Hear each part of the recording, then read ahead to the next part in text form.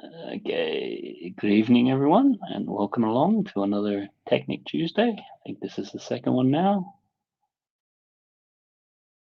and just going to be building today this Top Gear Technic rally car. See if we get that in there closer. Um,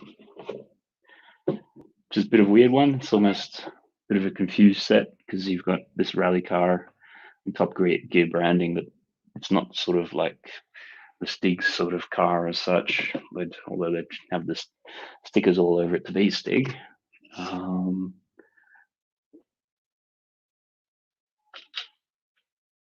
and it's not sort of kind of like BBC license, but then Stig. But then I guess a lot of people like the original guys that were doing, Clarkson and May and those guys. So obviously they're doing the Grand Tour and things at the moment. So we'll just get going here. And hello to Two Sided. Hope you're doing well. Having a good evening or morning or night, depending upon wherever you are in the world. We're building everyone's favorite Technic stuff. So I mainly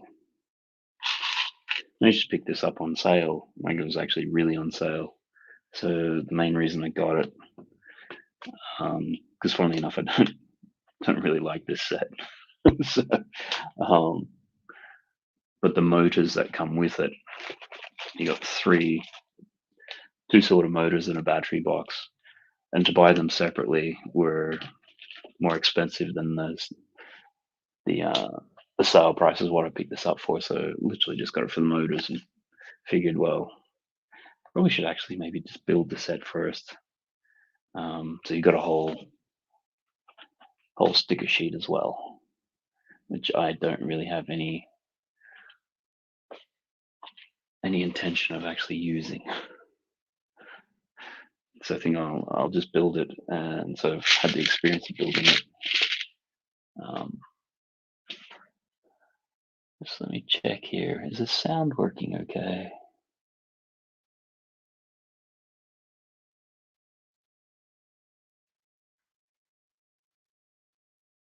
Wouldn't surprise me if it's not. If anyone's out there, can you tell me if the sound is working? Can you hear me?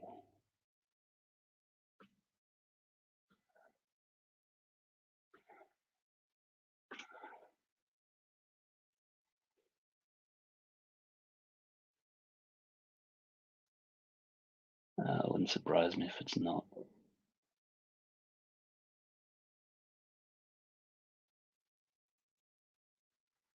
What's the volume happening here? Should be up. They should be hearing a bit of an echo, which doesn't seem to be.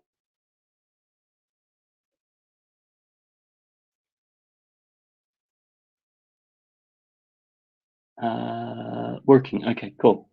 Thanks for that, Mama's Lego. That's really bizarre because I got the YouTube one open up in another window, which allegedly has got sound, but I'm not getting anything out of it. Whoa.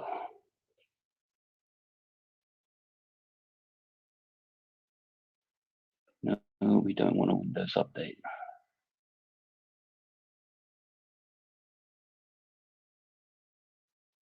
Let's see.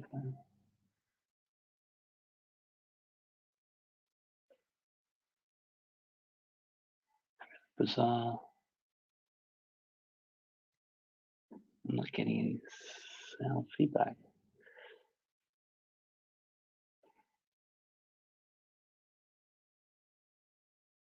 Hello, just build it. Hope that you're well.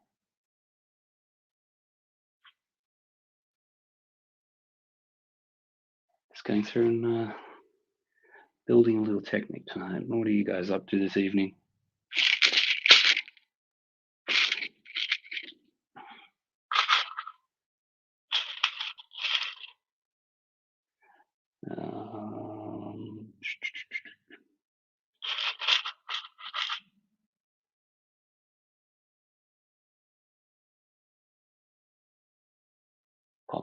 into there.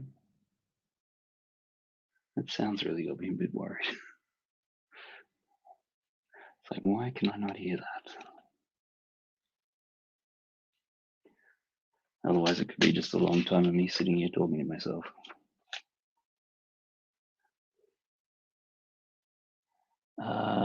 Still enjoying your afternoon? Okay, cool. So I'm guessing then you're going to be more over the pond and in either the States or North America or South America, somewhere like that.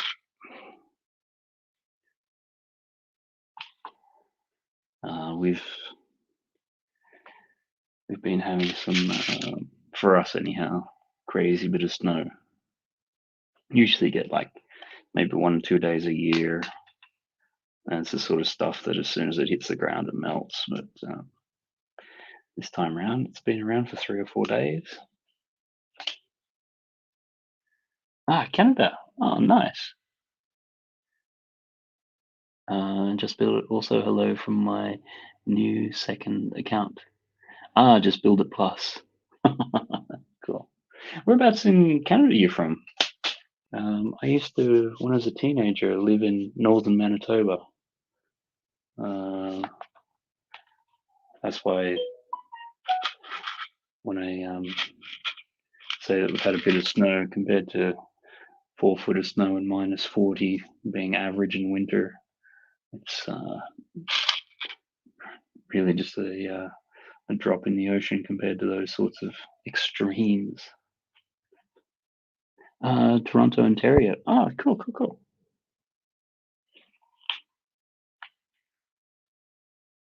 We just trying to think now. I think we visited Toronto about 2 years ago now, part of a work trip. So yeah, just under 2 years ago, because I think it was Easter, which worked out really nice because with kids and things like that, we can only do stuff during school holidays. But as it turns out, the North American school holidays, Easter, and the Europeans' Easter are completely different. So it was nice just to be able to go, because we went to also New York as well. So you're basically going when it's off peak and not school holidays, which is nice because then wherever you go and do stuff, there's just not kids everywhere, or if they are, they're part of school groups. So they usually don't last very long. So, Creativity, welcome along. Good to see you in. Hope that you've been going well.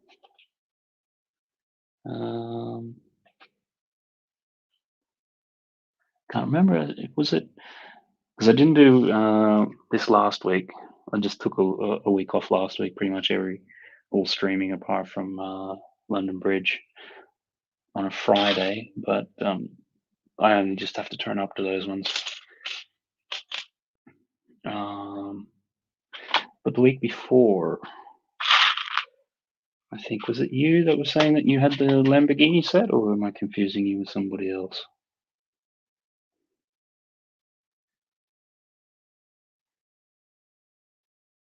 Mama Lego, I was in England, Ireland, and Scotland 3 years old.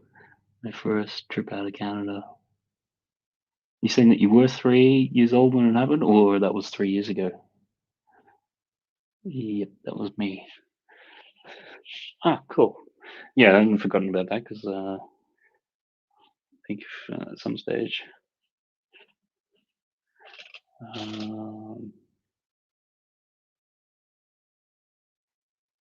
3 years ago. Okay. How did you find it? A good sort of trip? Did you like it? I suppose if it was the first time out of Canada. So you've never been to the States? Or do you not classify that as leaving Canada?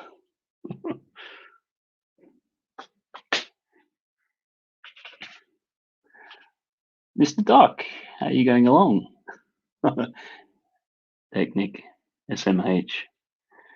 What's that short for? Let's have a quick little look. Us old fogies. Welcome along to the disaster stream.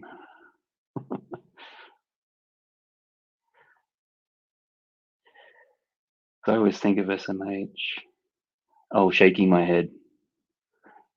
SMH was also the abbreviation for a newspaper I used to always read called the Sydney Morning Herald, so it always confuses me. I tell you what, Doc, maybe you should come on and with your hands try to put some of those Technic pins into like little beams and things. Currently building the Technic RC Extreme Off-Road, or almost finished. Do you want to jump on creativity? Actually, just anyway, I'll put it out to anyone. It seemed to work okay last time, but disaster can always strike.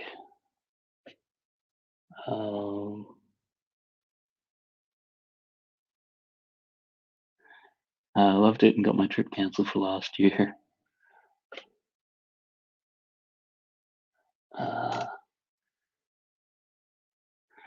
Just put that link in. Maybe it'll pop up in the chat. Let's just sort of see. Something like this can always be disastrous. Hopefully that's kind of pinned it. So if there's anybody else out there who wants to just jump on, doesn't necessarily have to be Technic. Don't have to stay long. Just pop in, say hi. Feel free.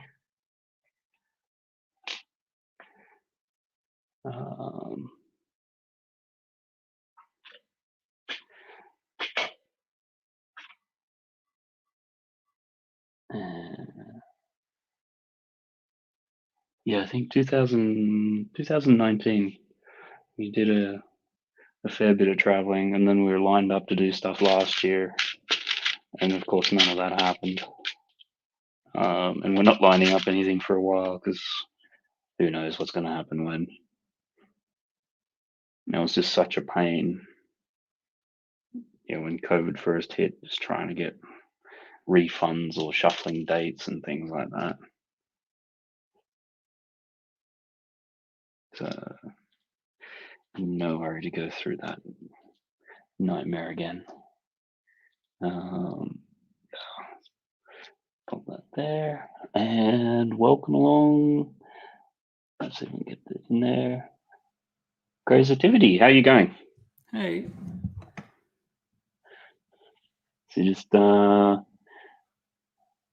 that's the 4x4 buggy.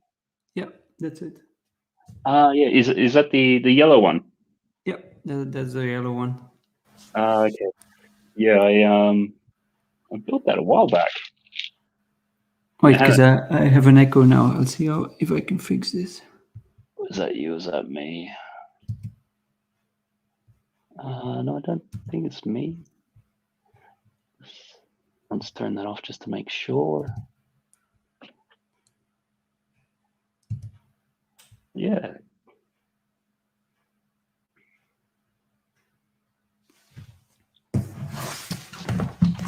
Yeah, so it's this one.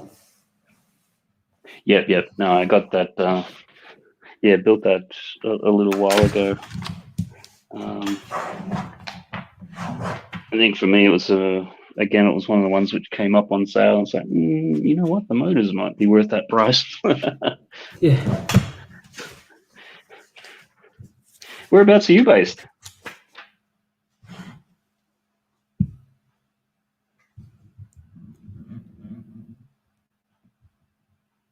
I'm in Belgium, next to Brussels.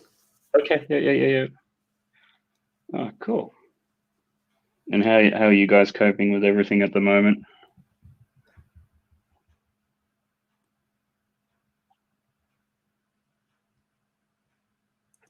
Yeah, we're doing fine now. It's I work in retail, so the whole COVID situation was a bit busy for us, but at the moment it's okay.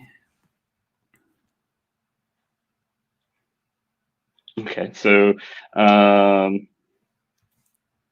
what sort of retail, if you don't mind me asking? Yeah, electronics. Okay, yep. So yeah, I would imagine with everybody being at home, they'd be wanting stuff.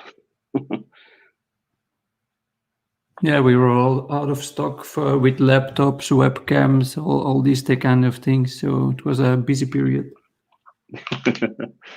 So everyone comes in and sort of like, no, we don't have that. No, we don't have that. Yeah, indeed. Oh, nice. Let's try and see if that's falling out so something doesn't sound right there. There's this weird, it must be a new differential or something. I've never seen one of these before. I don't know if you've seen them. It's sort of, can I get it up there? No, never seen that before either.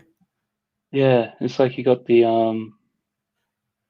2 gear or the 2 smaller cogs in there, and then there's a little slot in the bottom for a third one, and then you put another one on top,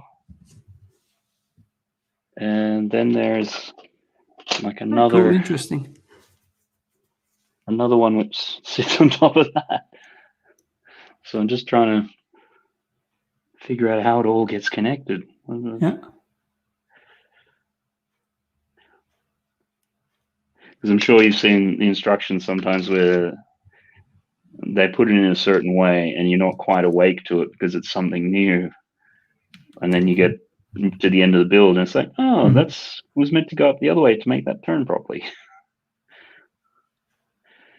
Just trying to make sure I don't mess that up. Yeah, I had the same situation with the red crane where I figured out way too late that I was blocking the wheels, but I didn't have the courage to restart all over. Yeah, I was building that on a stream over a number of streams on somebody else's channel, and I got to the end of step, I think it was like 47 or something like that of that red crane, and I could just feel that this piece just kept on sliding out. And it's like, I'm sure that's not meant to do that. Sure, that's not meant to do that. And spent like an hour trying to go over it and sort of see what was going on. It's like, no, it all seems okay. And then built like pretty much 2/3 of it. And then it turned out that, yeah, you did actually need it because it was the one which, that little cog, where you've got the whole, where the banana gears sit and that whole thing turns around. It's the thing that controlled that, and that wasn't in properly. And so had to go back, spend about 2 or 3 hours pulling it apart to put that little piece in there. But to be fair, the piece was actually missing out of the set as well. So it's like, oh, so that's what I did wrong, and oh, it's not in there.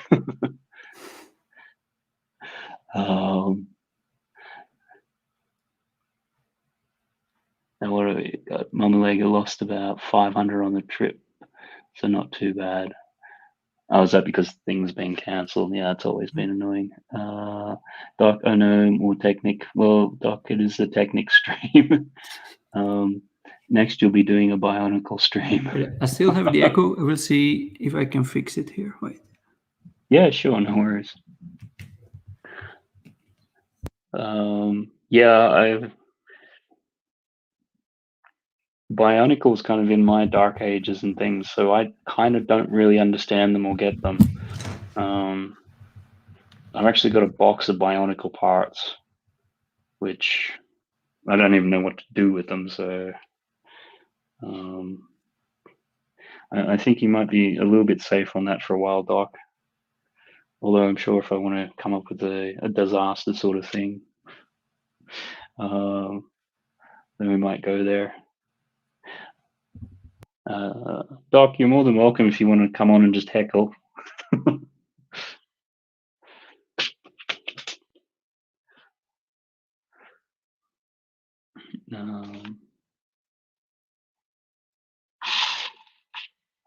And we have Sir Brix. Welcome along. Hope that you're going well.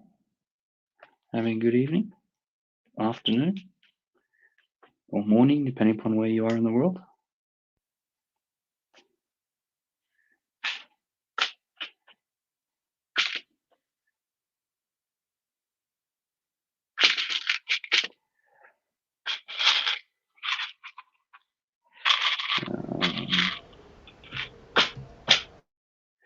Let's see.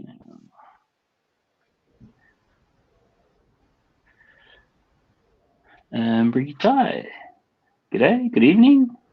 Hope that you're well and having a good one. How's your day been? Just here building the Top Gear car, and mainly because the motors managed to get on sale, and the sale price was actually cheaper than just the motors by themselves. So I thought, oh, why not pick it up?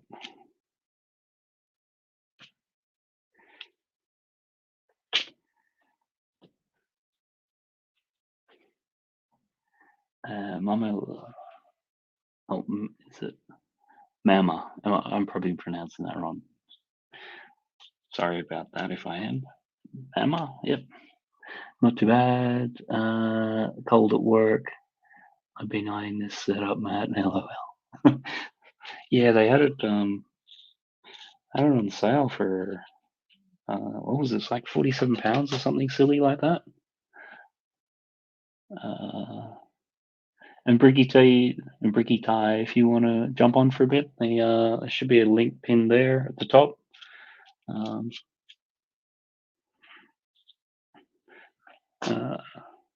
Even if just for a few minutes, whatever. Don't have to. Up to you. What else we got here? And you can see that you're here. Not too bad. Yep. And did we just have creativity come back? You're back. Yeah, second try. How's this? Have you fixed the echo, or is it still there? No, it's still there. Every time you say something, I hear it in a loop. So it's difficult for to keep the conversation going. Because hoping it's no. I think mine. Before you jumped on the stream, were you hearing it then, or is it only just something when you've jumped on? No, it's only since I've jumped on. Okay.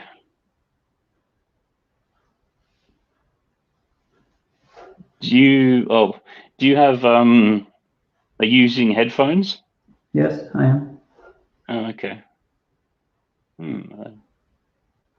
don't know, because sometimes if you don't have the headphones, it will pick it up off itself. But if you got headphones,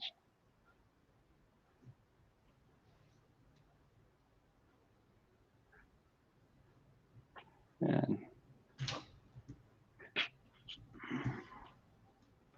Not 100% sure. Unless anyone in the chat has any ideas on that.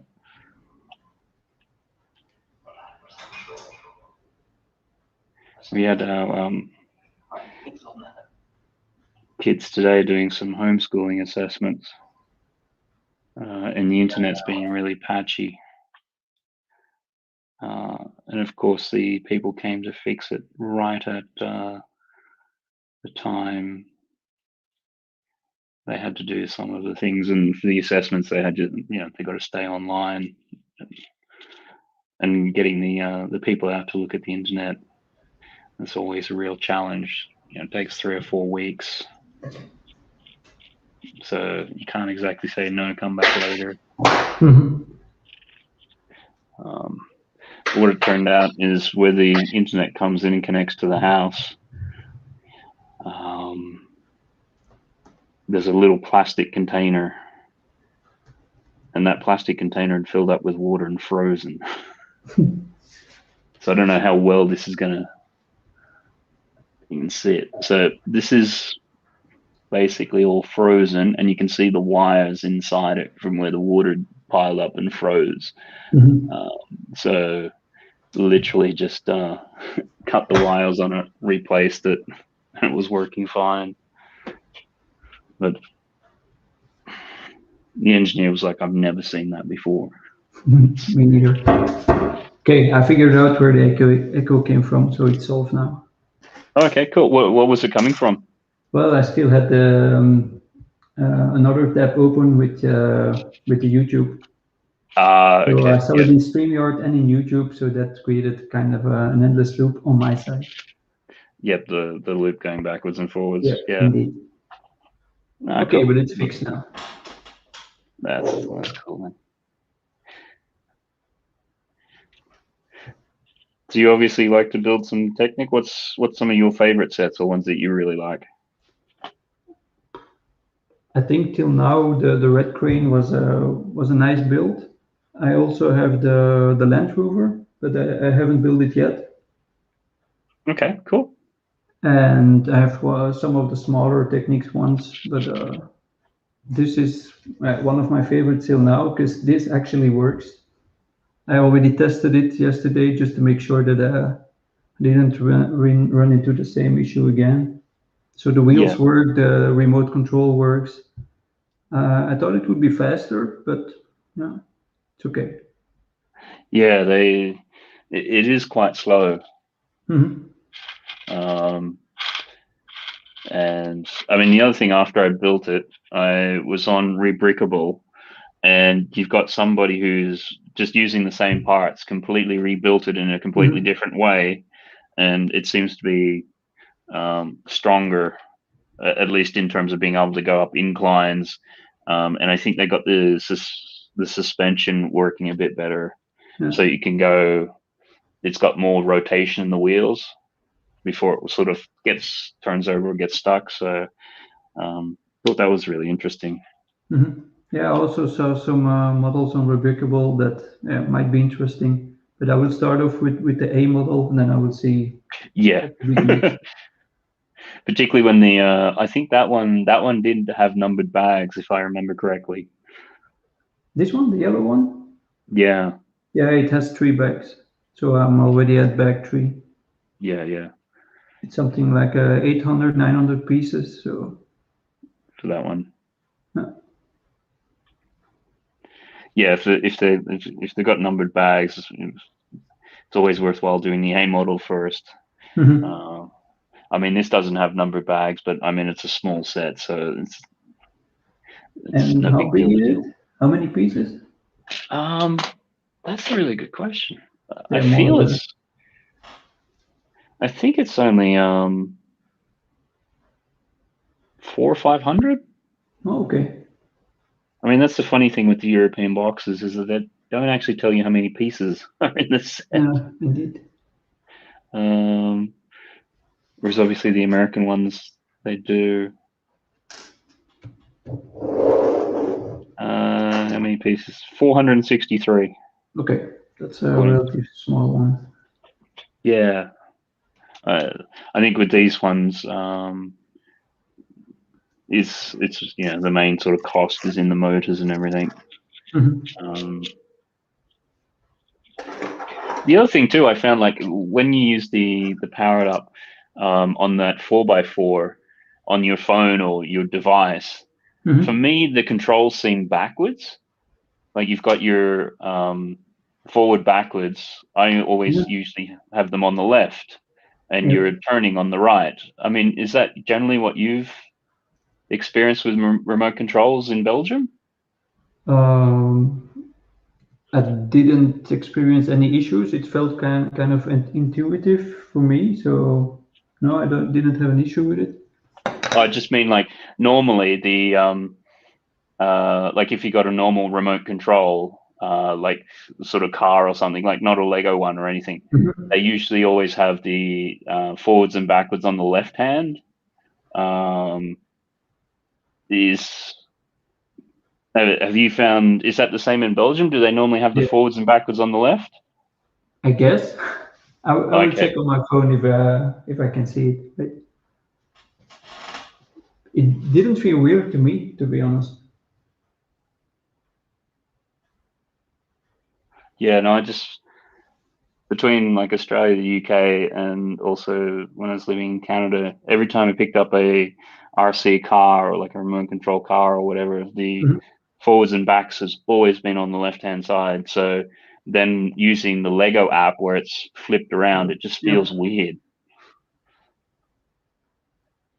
Yeah. Um, And two-sided, do you recommend doing Lego live streams?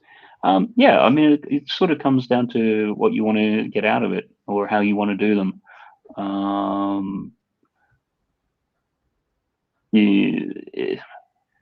I think you can either do it sort of very, not so much formal, but where it's sort of more like a,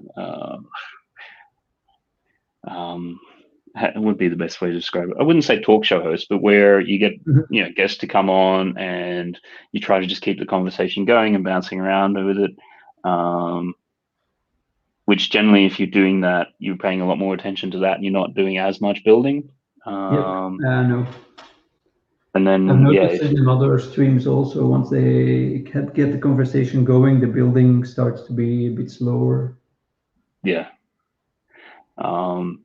But then other times I see and this is where I try to make this one a little bit more casual, and that sort of you can try to build or get a few things done and what have you. So, and I mean that's part of the reason I'm sort of doing some of these ones, the Technic ones, is I've got a few Technic sets I want to get through, and it's just sort of like, well, if I can also stream it. But I think because that was who was asking that? That was two-sided. If you can, I think the first thing is to just try to be a guest on somebody else's stream.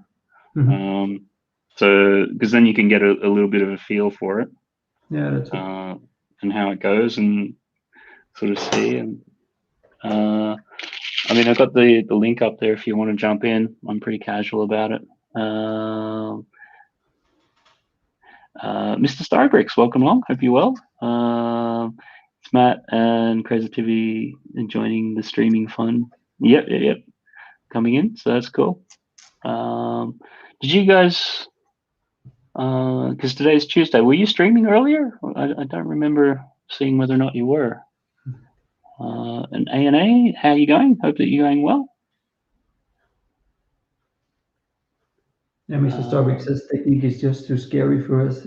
I must admit, it's not my favorite team either, but it's fun to make. Yeah, it's and that's what I wanted to do a little bit with this. Originally, I'd gotten some of the older vintage sets, which are much easier to build because they're still brick based, and you don't have the level of complexity that you have in these. So I'd actually started the first stream doing that with one of the old style forklift. But that forklift was so old, it turned out that the pneumatic piston in it was shot. The rubber in it is sort of expanded, and that's why it wasn't working properly. So yeah, I saw that you had some issues with it.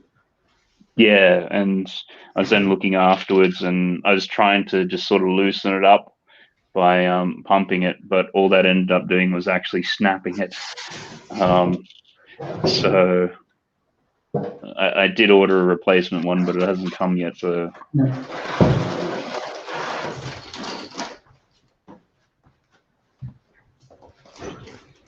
yeah, I do find that if you're just jumping into some of this Technic these days, they are really complicated. And it's fantastic they can do what they do, but at the same time, it does put up that barrier to entry for people to understand it. How long have you sort of been building Technic stuff? Well, not very long. For me, I didn't build any Lego for like 20 years. I just started during the COVID just to keep me busy. Yeah. So you've had your 20 years of dark ages. Yes, indeed. So you probably would have seen, Technic when I think it would have just changed probably 20 years ago. Yeah, the model you created last week, I remember that one. I don't think I had it, but my nephew, if I remember correctly, my nephew had it, and that's more or less where the Technic stuff ended. I was more into castles. Okay. Yep. Oh, cool. Yeah.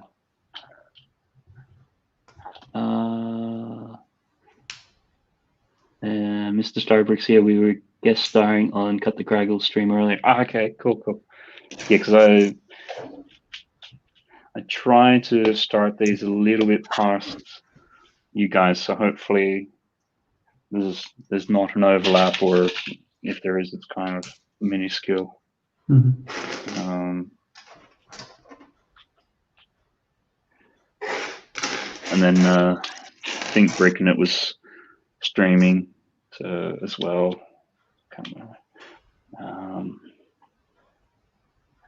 And A&A Hobbies, I started Porsche 911 1700 pieces, no numbered bags. Okay, that's the is that the white and black one? So I think that's,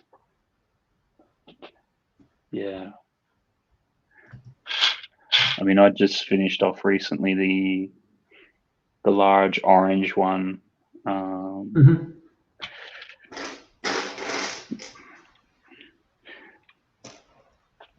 And is that 3? You got the 2 bits in there. Yeah, I like the orange one too, but if you see the prices now, it's a bit too much.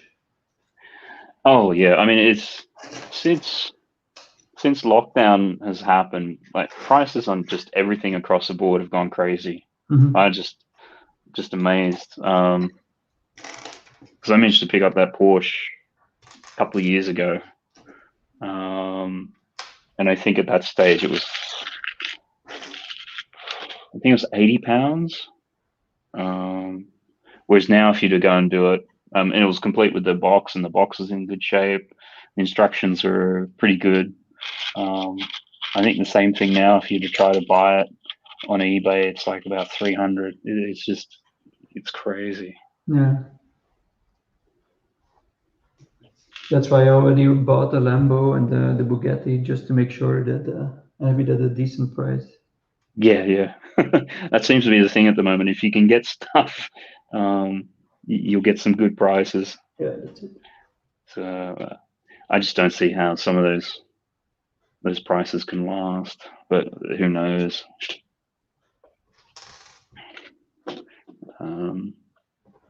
So what else is sort of on your list of ones to build? I'm currently also building the Pirates of Barracuda Bay. Okay, yeah. And that's a nice build. Yeah, I've heard good things about that one. Yeah. I like building Technic, but for me the Technic, the end result is a nice thing to have. With the sets like the Barracuda Bay, it's also the building process is nice. Yeah.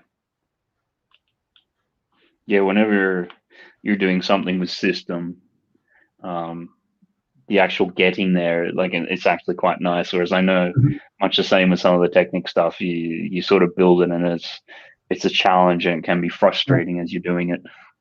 Yeah, it's more of a challenge. Yeah. When you're at the end, you're satisfied that it's working correctly, and you're satisfied with the result. But some sets, for me, most of the sets are not non-technical. I also enjoy the process, and you see how it's building up, and you discover some nice details in it. And I don't have the same feeling with Technic sets.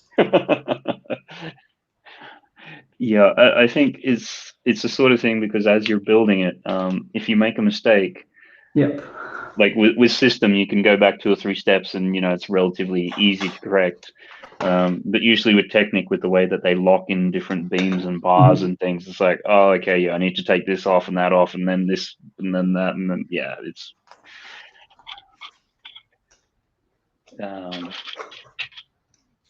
it is weird in that regard. But I think much the same, particularly with some of these motorized sets and things, when you get to the end and it works. So yeah, it's really quite satisfying. Yeah, that's why this time I wanted to test it up front. Yeah. And it works. That's the thing. You test it up front, and it works. And I'm finding these days, though, with sets, you've actually got to jump on the internet first, like the bigger sets, and see if there's any issues with them. because that Land Rover has got issues with it too. Yeah, I saw that too. Yeah, I saw some comments from people saying, "Watch out on that step. There's a mistake." Yeah, and even that the big orange Porsche, that's got a mistake in it too. They put the gearing on wrong, which 99.9% of the time nobody's going to care. Nope. But at some stage, I do want to go through and put like and motorize it and put like everything in it. So if the gears are wrong, then that's going to really mess it up. So yeah, that's. And then particularly once I saw with the set that you were building, somebody else had actually done the alternate version and made it so it was, I guess you'd say, better engineered. Given everything else, it's like, you know what, the designers building these sets are probably either under pressure to get them out within a time frame, or while they do a really good job with it, there's just freaks out there in the community who can actually make it that much better. Yep. So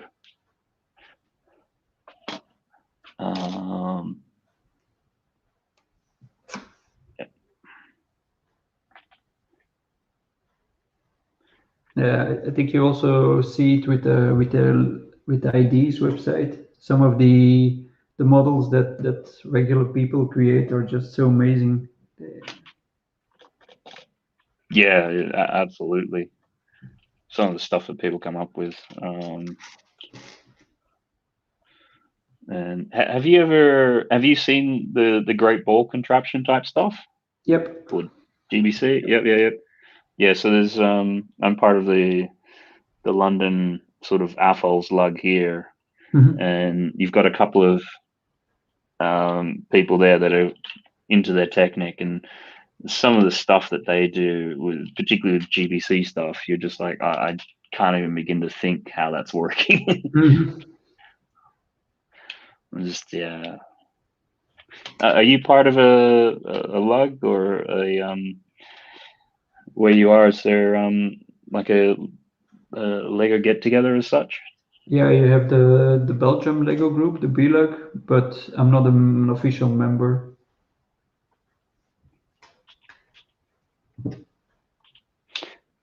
You've just never gotten around to it, or you're just aware of it and never gone, or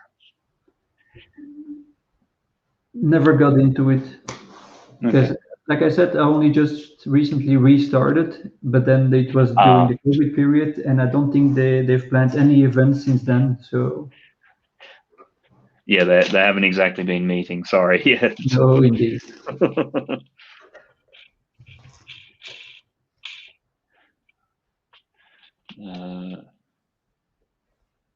So is there anything else you've been building over the COVID period?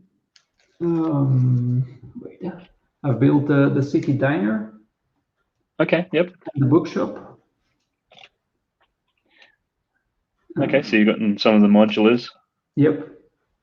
But like I said, I also rent them out. So sometimes I need to buy sets that I wouldn't personally build myself, but they could be interesting to rent out. To rent out, yeah. That's right. I remember we started talking about that in the chat last time around. Yeah. So I also built a tree house. That was a nice one, also. Yeah. And my kids love it. There's Lego all over the place now, so it's nice for them too. Yeah. Welcome along, Brett's Builds. There's a link there if you want to jump in. Bricky had to put the kids to bed. Bricky Ty, sorry, I always get that wrong. And saying hello to everyone. Go.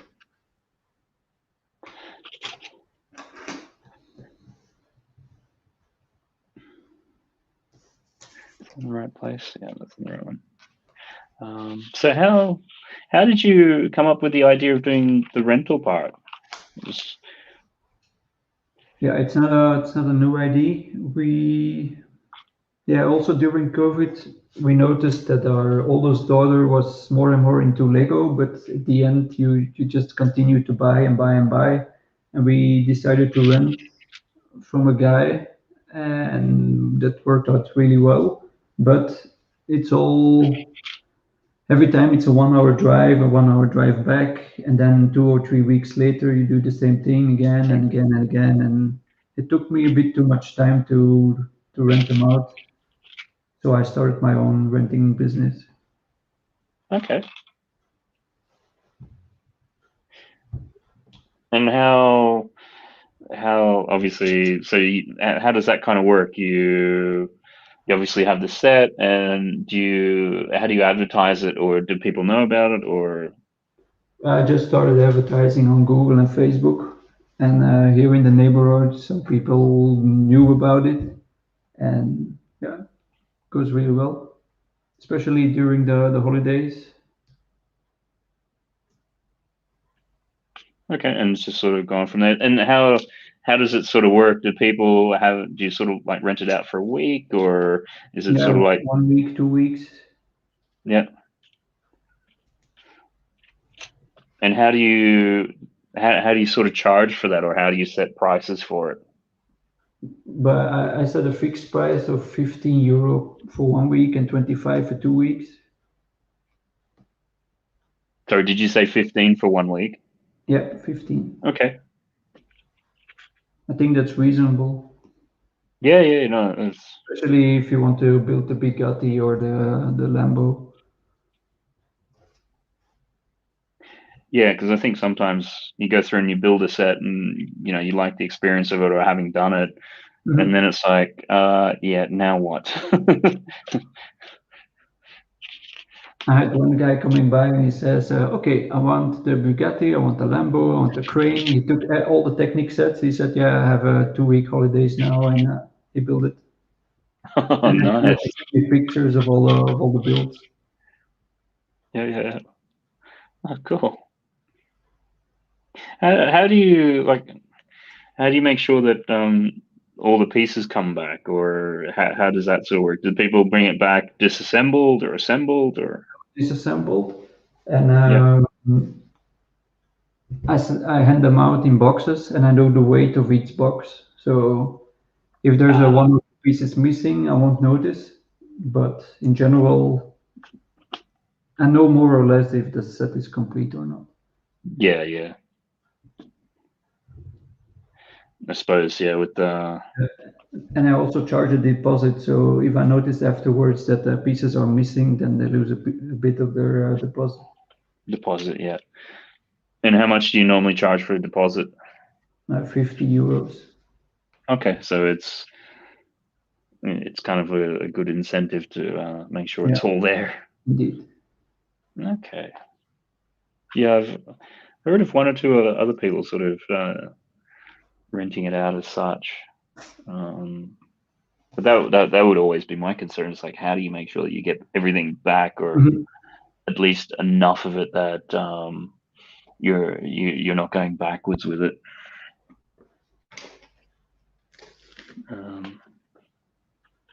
Bricktie, appreciate the invite. I'll join next time. Much appreciated. Yep, no worries. Cool. Finally picked up the city passenger train. Saying that to Brett. And Bricktie, I've officially run out of Technic to build. LOL. Next is either going to be the set you're building or the white Porsche, I think. Okay, cool. Yeah, you don't necessarily have to be doing Technic, but obviously it's kind of the flavor of it. And joining us is Mr. Brett's Builds. Let's see if we get that. Hello, people. How you going? Yeah, not bad. I just want to comment, if I can, quickly, Matt, that Bricky Tyres just picked up the passenger train. I tell you, we started it with the monorail, Matt, and I've continued it with the trains. What with Ingrid Wingett one as well, I'm on a hype at the moment. I'm going to get the Lego community to all buy trains. All buy trains.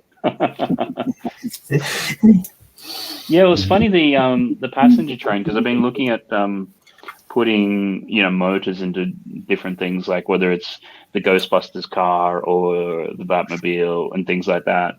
And a lot of them like to use that that pack which comes in the train one, rather than, you know, the big bulky one like this, actually using the thin narrow one, which it's in the train and it's in like 4 other sets or something like that. So it's just I've got to give the train its due. You know, for what you get in the set, especially the blue and yellow passenger that's still available, Matt, for like £110, you think to go and buy the motors is nearly £50. So you're getting the train and the track for a song anyway, you know, even if you don't use the power functions in the train.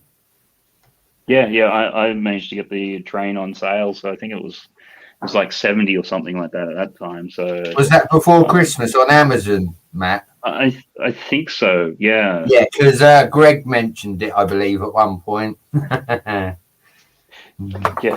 because that's the thing. It popped up, and I'm sort of like, those motors could actually be handy. And yes, they're almost the cost of that. So, well, as we know, buddy, this is the problem I've got at the moment with the castle. It's not that I haven't got castle pieces. It's not I haven't got the right castle pieces, and I would have to order them. So yeah, it's always good to have a part stash put away somewhere. How you doing, Crazy Tivity? What are you building, buddy? I'm building the RC. I'll show you. Oh yeah.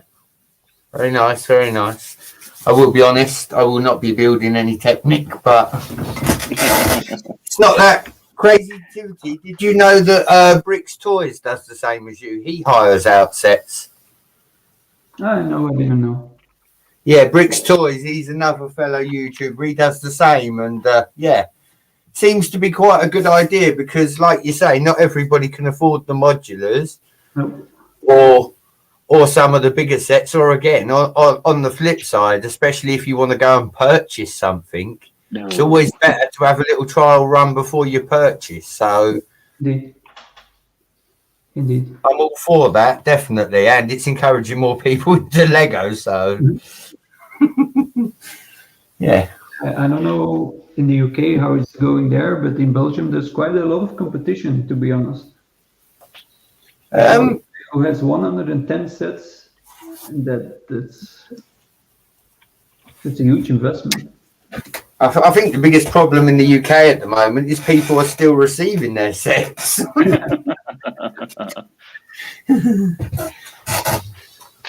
Yeah, I know I ordered something in like the Black Friday sales from Lego, and it took till, what was it, the last week of January to get here. It was just nuts. So, but yes, that's the other thing at the moment. It's just trying to, you go on the website and things like that, and pretty much either everything's out of stock or on back order or whatever it is. That's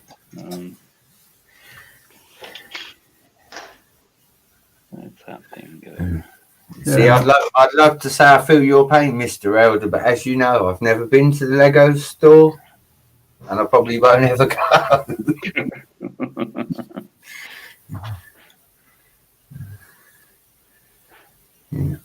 Sorry, I'm just trying to figure out. I think that goes in there. Did you see Jam Bricks got the City Airport monorail, Mr. Elder? Yeah, I saw that he had that donated. What you need to do, Matt, is just drop him a message and say, look, me and Brett Spield put the first video out. You don't need to thank us. Yeah, I know. It's that thing where there's been like no videos on it for a year or two, and then within the space of 3 days, there's like 3 of us. There's myself, there's Brick in it, and then there's Jang, all doing monorail stuff. Yeah. The whole monorail hype. Well, we'd been on it for a good 8 months, Matt. It was just time with us, weren't it? We spoke about it before Christmas, and what with everything getting in the way and whatnot, we finally got round to it. But yeah, As I said to you in the DMs, Matt, we're just the trendsetters, buddy. That's what we are. Yeah, exactly. Got to figure out what's next. Building Technic sets badly. Good. Listen, you've already covered that one with the crane. How you doing, Brick? I don't think I had a good one there.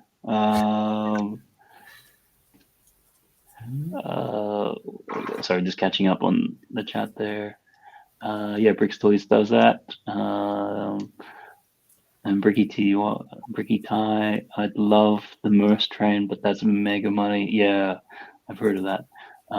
Technic is an acquired taste. Yeah, definitely. It's like Marmite. You either like it or you don't.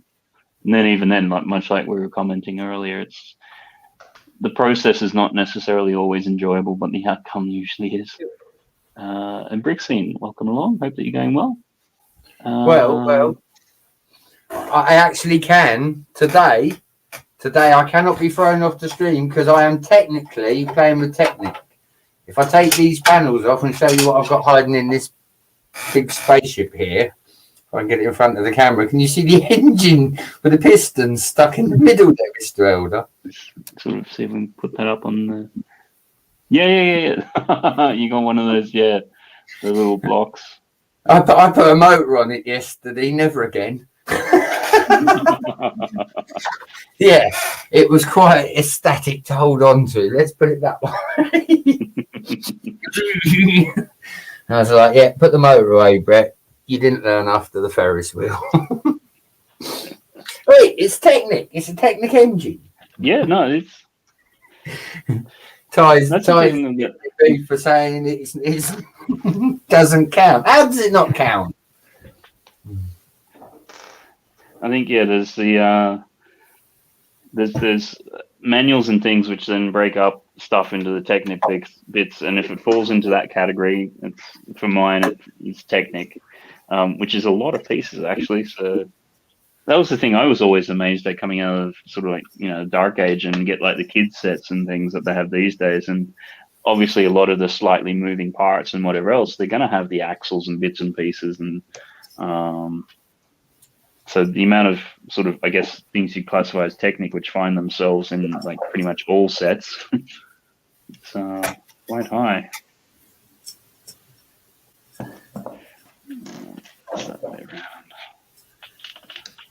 And I think even as sort of commenting to Crazy TV earlier, there's like, even in this set, there's a new piece which I've never seen before. It's like a new sort of differential or something.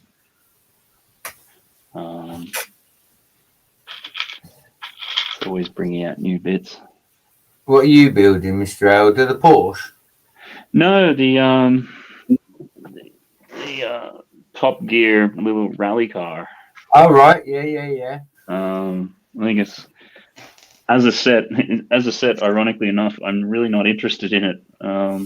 It's more just the when I picked it up on sale, the sale price was was cheaper than. How do I say it? No. Yeah, the sales price is cheaper than what it would cost to buy the 3 motors. So it's like the rest of it's all bonus. Yeah. So it's a build it once, take it apart and cannibalize it then. Yeah, pretty much. Yeah, that's cool. It's cool. If I hadn't drawn the line with the castles, I wouldn't have the 2 you can see sitting in the background now, Mr. Elder. It's I keep looking at it like the newest one I got, the Vampire Castle, because I won't touch the hidden side because of everybody saying how they now want it. Listen, if somebody wants to offer me a good deal, I'll have to deal with them on mine. Saves it going into the big one, but no. I keep looking at the Vampire Hunters one thinking, could I, couldn't I? No, I've just got to be patient and wait for parts. I've just got to be patient. Which is always easy. Bricky Tie, don't think I'll be getting that set solo done. That buggy thing way overpriced for what it is. Yeah, the one that Solo did recently, I think he did the comparison between the Ferrari and the white Porsche. That Ferrari is always way overpriced for mine, and the stickers on that just a little bit mental. Mm-hmm. And the buggy, that creativity is building. You can sometimes pick that up for a good deal. So I just, if you can, wait for it. I mean, don't get me wrong. If I put shelves up, then I'll start buying things like this. But until I get shelves on the wall, I ain't got room for it. It won't be played with enough. So it's not fair to have it, is it? Not there, yeah. That train up the top that you always fear, Mr. Elder, I had it running for 45 minutes the other day. I meant to do you a video. The one that you said it looks like it's going to give at any point. Oh, I don't know how you can. I'd be too paranoid about that. 45 minutes I sat here with it going round, and I was like, man, be proud of me. Very much so. Yeah, no, once I get the castle done, I'll get back to the trains. But at the moment, I've got to focus on the castle. And yeah, unfortunately, it's going to swallow my budget, but it's got to be done. But yeah, as you can see, I got this spaceship mock creation thing out just because I need something else to do. Otherwise, I'm going to take the other castles apart. As I said, keep looking at it. Yeah. I said to my mate the other day, I said, if I bring the baby down, it'll take him all of 2 minutes to pull that castle apart. At that point, it ain't going back together. It's going in the big one. I was going to say, it's sort of like the spaceships are a little bit different from what I've seen you do in the past. It's Mr. Elder, it's absolutely huge. It's a boat base. And just quickly to Bricky Tie. No, Bricky Tie, I don't actually, buddy. Do you know what? I use the cheap pound shop batteries. And I'm happy with that, you know. Obviously, when I get the bigger track, when I have the full 15-foot layout, Matt, then I buy like Duracell extras. You get what I'm saying? Yeah. The trains require it. But yeah, on a small track, I just use your cheap £1 batteries. I'm more than happy to refill the controllers or the trains if they need it. And yeah, a pound for like 30, you just can't complain. For that reason, I just buy like £5 worth in one go. And then I'm good for a few months. So yeah, I go with the cheap option for now. I would like rechargeables, I'm not going to lie, but then I'd also like a bigger room. You know, we all wish for something. But no, I'm happy with the throwaways. I don't mind doing it because to me, if you get 2 or 3 good goes out of a throwaway battery, then I'll take the train apart, take the battery out. And the next time I use the train, I put fresh batteries in it. That way I will never have any corrosion issue either. As soon as the batteries are dead, they come out. Then if you want to use the train again, you put fresh batteries in every time. That way I stop any corrosion like you used to get with the old 9-volt or anything like that, where we just didn't know better and we left the batteries in things, didn't we? We were kids. That's what you did. But yeah, now I'm an adult. If they're not being run, they ain't got batteries in. There's always enough batteries to accommodate at least the 4 trains. I mean, it's 6 per train, so you think 12, yes, 24 batteries. Yeah, plus whatever you got in your controllers. Yeah. Yeah. But see, I'm fortunate because I got 2 of the newer controllers and 2 of the older ones. And the older ones are the 4-channel controllers.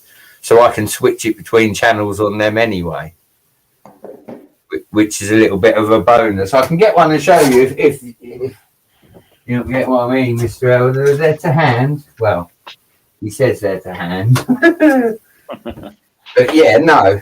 The difference I mean is that's your conventional one. Yeah.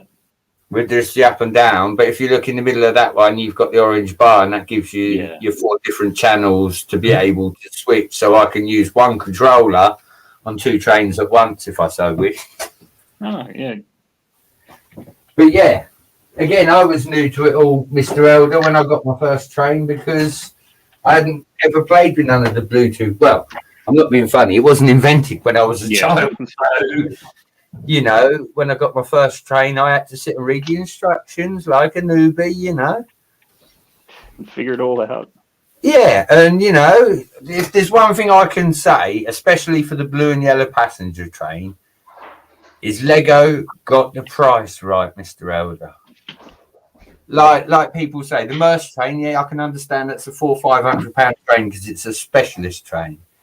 As a conventional set, when I parted with Mrs. Brett's Harry Potter figures, the guy popped in and I said, don't ever get started in trains. He said, why? I said, because I started with 1 and I've got 4 and I've got 3 on the way now. He went, oh my God. So I sort of said to him, yeah, but no, that, you know, I know a lot of people moan at Lego for a lot of things. The one thing I cannot knock them for is the price on their trains. I'm sorry. I think it's reasonable for what you get in the set. You know, it is all there, ready to go. Kind of like your monorail, Mr. Elder. You know, it's all in the box. You just got to set it up and play with it. And away you go. Yeah. That feature to me, you know, when Tommy Lee gets a year or 2 older, he will have his own set. He will have a proper set. He will not have Duplo or Mega Blocks. Do you know what I mean? Because I don't want him to play with it, to be honest. Not that I've got anything against it as a child, but yeah, he's more than happy to come down here and take apart. So I need to get him his own set so that then I can take his apart and he can see how upset he is. No, I'm joking. I wouldn't. But no, I have said, you know, the wife says, oh, should we get him a train set for Christmas? I said, if you're going to get him one, buy him the same as I've got, because anything less doesn't cut it. Brett, have you just seen the comment in the chat by Brixine? I think you've got another victim. I mean, someone you need to educate. Well, it's like Ingrid, Matt. You know, Ingrid, she's just got the blue and yellow passenger. Now, hats off to her. She used to say to me, Brett, can you do a video of your trains for me? And I was like, yeah, all right, I don't mind, you know. And then she's like, Brett, I'm getting a train. And it's like, because you and I feel good knowing that, you know, Greg London Bridge Bricks got one because of me. Solo got one, didn't he? You know, the list goes on. It goes on. You know, I'm doing well for converting the masses. But no, they are good fun. You know, they do take up a lot of space. I'm not going to lie and say they don't. They take up a lot of space. But they are also a lot of fun. I mean, from my 2-year-old son to 50, 60-year-old men, I've had people in here and we've been racing the trains round the loops. And the laughter's worth every penny of any of the train sets, Mr. Elder. So, yeah, I can't, you know. See, Brixine, with this, now I can tell you, if you look at the blue and yellow one I'm pointing at, he said the problem with the passenger train is it looks like half a train, Mr. Elder. The blue and yellow one actually is, because the white one underneath comes with both ends and the middle. Now, with the blue and yellow one, they only did single end and 1 carriage. So where they reduced the numbers down, like you say, a lot of people are saying it's only half a train. Now, I have the end carriage because I actually bought 2 of the blue and yellow passenger train. I paid full price on one, and then on Black Friday I got the other one for £60. And like you say, Mr. Elder, £60, that's pretty much price of the power function set. So, you know, I kept the second carriage. I mean, you know, the key is to anybody going into train, first of all, collect some track before you get a train. Get some track, get some carriages, you know, get some switches, anything that you think you're going to need for your train. You know, I'm not saying rush out and buy it in one go, but if you're in the Lego store and there's a box of track there and you've got to spare $20, buy the box. You know, that would be my advice. If I'd have had the ability to choose how I came into trains, well, I did. The first train, Mrs. Brett said, which one do you want? I pointed at the train. And, yeah. Which one was that, out of interest? Sorry? Which was the first train you got? I got the white passenger, Mr. Elder, and that's the one that Mrs. Brett bought it in, like, July, and due to the amount of children in the house, she couldn't let me have it early, so I had to wait 6 months for my first train. Yes, murders. But when she ordered it, she did listen, and I take my hat off to her.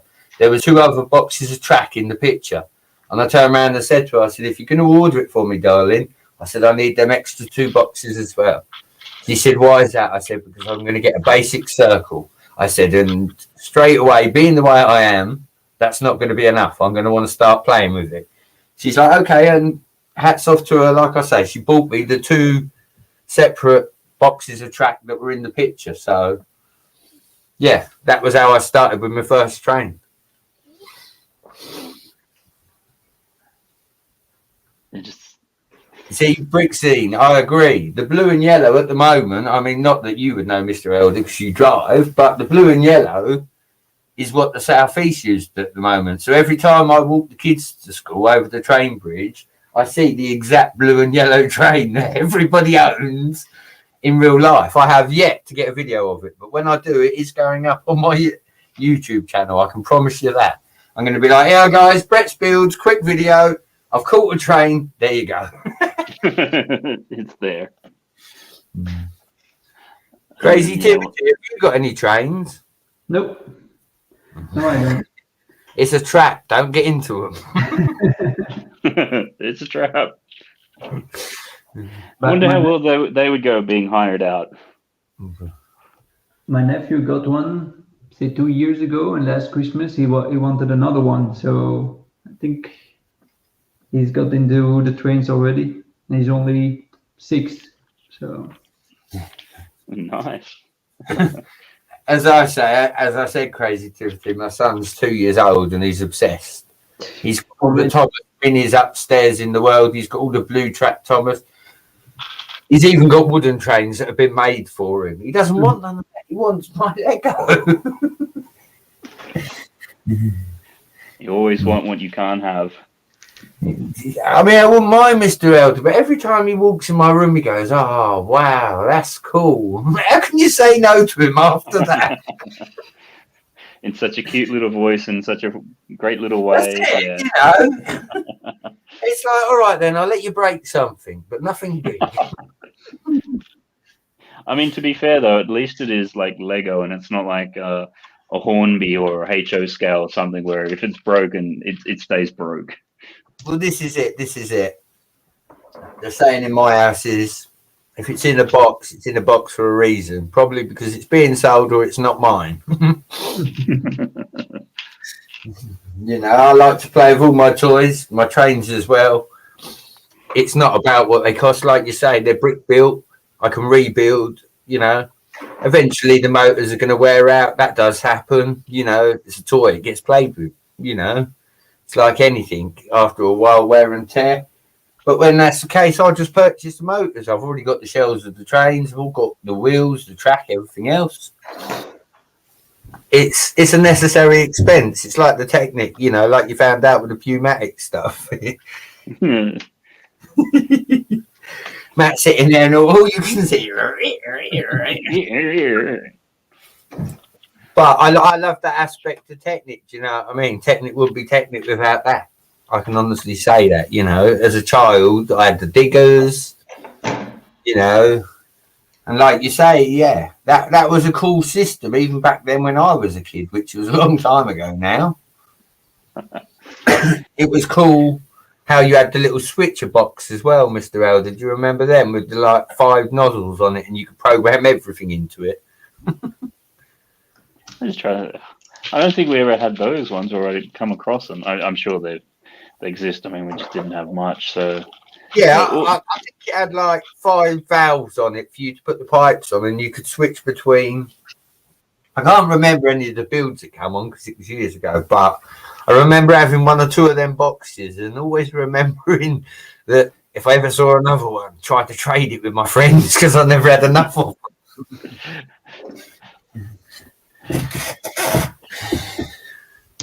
Yeah, I got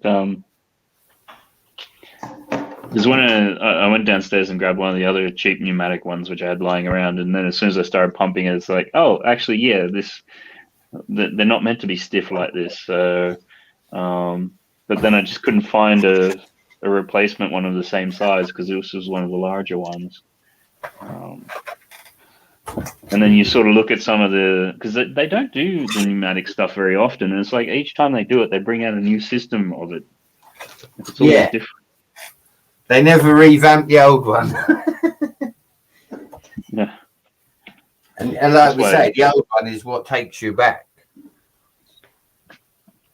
Well, I get with the ones they've done in the last 10 years, they've usually got like 2 pipes in them to allow for like a circular system.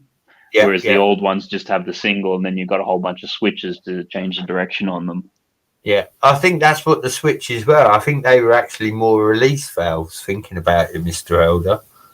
Like you say, you would push the lever up and you would have one to pump and one to release. And what you do is, that could be exactly what I was just talking about. Like I say, it's been a long time since I've played any of that, but it sounds,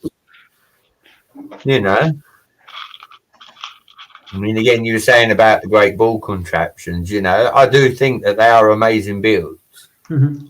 I don't think I could ever see myself building one, but I can definitely stand there and admire somebody else's, Well, I think the thing that most people do is they start off looking at other people's instructions and things and sort of seeing how they work and figuring it out that way, and then sort of once they've got the concepts down, then start developing their own. Yeah. Like I say, I mean, some of the ones I've seen on the previous shows and that, like UK, America, all over, some of them are absolutely amazing, great ball contraptions, They're phenomenal sort of things. And I think as talking with, I think it was Kaz or whatever, because she's not a Technic person, but she likes GBC. And she does, enough of it to be able to do that. And when she's been along at shows and things like that, like you need something which is very solid and robust, because if you're in a group sort of setup and your part one starts failing, it becomes quite stressful to get it working again. Yeah. So, Bricky Tie, I'm always searching eBay for spare train motors. And then Doc's in there as well, saying hi. Cool. No, but that's what I want to see. I want to see Doc doing some Technic, particularly with his hands and those little tiny black pins. I know. If he thought he had problems before with small little 1x1 tiles trying to put them on bricks. Yeah. Did you see his little city review the other day? I like that, Mr. Elder. I tell you, I like that. Not seen nothing like that from Doc in a long while. And that was a nice little change to see Doc City. I'm just trying to remember. I know I've been watching a fair bit of his stuff lately. I can't remember if I saw that one. Yeah, no, I like that. Big or small, it don't matter how much or what you've got. It's what you do with what you got. Hats off to you, Doc. I like your little city. For sure. I started out with like 4 or 5 road plates, Mr. Elder. None of us came into the hobby with a full collection, did we? Doc's got quite a nice little collection. He's got some 3-in-1 creator sets. I always like them because you get 3 builds for 1. How can you not like it? Yeah. I just find it odd these days that because when we were growing up, like everything had at least 2 or 3 different models. You have your A, your B, your C, sometimes a D and an E. And then these days it's like, well, if they do like put anything in, they make such a big deal and they put a label on it like a 3-in-1. And it's like, well, that's how it used to be. I mean, again, it's like we've spoke about, Matt, what you did with the Newbury High School and what I did with, the Jurassic Park house, the instructions are there, but I mean, Well, even what it started to do with the Mustang, because I went through and rejigged that as a, let's even put it in, as a Porsche. Mm-hmm. You see now, I like that better. I know I'm going to get a lot of hate from the Americans, but I like that better. Sorry, but I like the fact that you've took something that's meant to be a Mustang and it doesn't look anything like a Mustang. I like it. And there's I mean, the main reason I got it is when I looked on Rebrickable, there's like 30 different models of things that people have done. So, you know, they've done it as an A-wing, they've done it as an X-wing, they've done it as a jet fighter, they've done it as a Cybertruck, they've done it as like all these other things, and it's like I'm kind of more interested in building those. No, I like that, and then, you know, I'm slowly progressing to the realm now, Mr. Elder, where I'm looking at instructions, like you say, and now it's about purchasing instructions for different builds and alternate builds and things that you wouldn't consider building out of sets that you already own. Do you know what I mean? There's definitely a secondary market for mock instructions. I've learned that. Yeah, I mean, even sometimes though, the instructions are free. Yeah, they're not always paid, but no, I mean, if you want to go sort of grandeur when it comes to instructions, then you have to pay. But no, I have noticed that a lot of people still put it out there for nothing. Again, you know, you've got to respect that. It's about sharing the knowledge, you know. None of us are born expert builders. It's all through trial and error and sharing tips. And well, even for some of the MOCs and things that I've done, which I've done instructions for, I've just released them for free because, I mean, part of it is I just don't want people emailing me after they've paid like £5 going, hey, this doesn't work properly and you need to support this. So like it's there. There's a video. It works. Enjoy. Yeah. No, I can dig that, Mr. Elder. I can dig that. You know, it's like you say though. It's taking something, especially this one here, because you wouldn't think this is a boat underneath, but it's actually a boat. But there's nothing saying that a boat can't be a spaceship. Yeah, apparently. I just don't want to sit and go for my parts to get the rest of it now. That's the thing. Years ago, when I was doing like conceptual design and stuff, we just sort of used to look at it and it's like you have a car, and then you have a boat, and it's like, well, the boat is just a car without wheels, and then if you have a plane, well, it's kind of just a car without wheels again. Like it's all kind of much the same.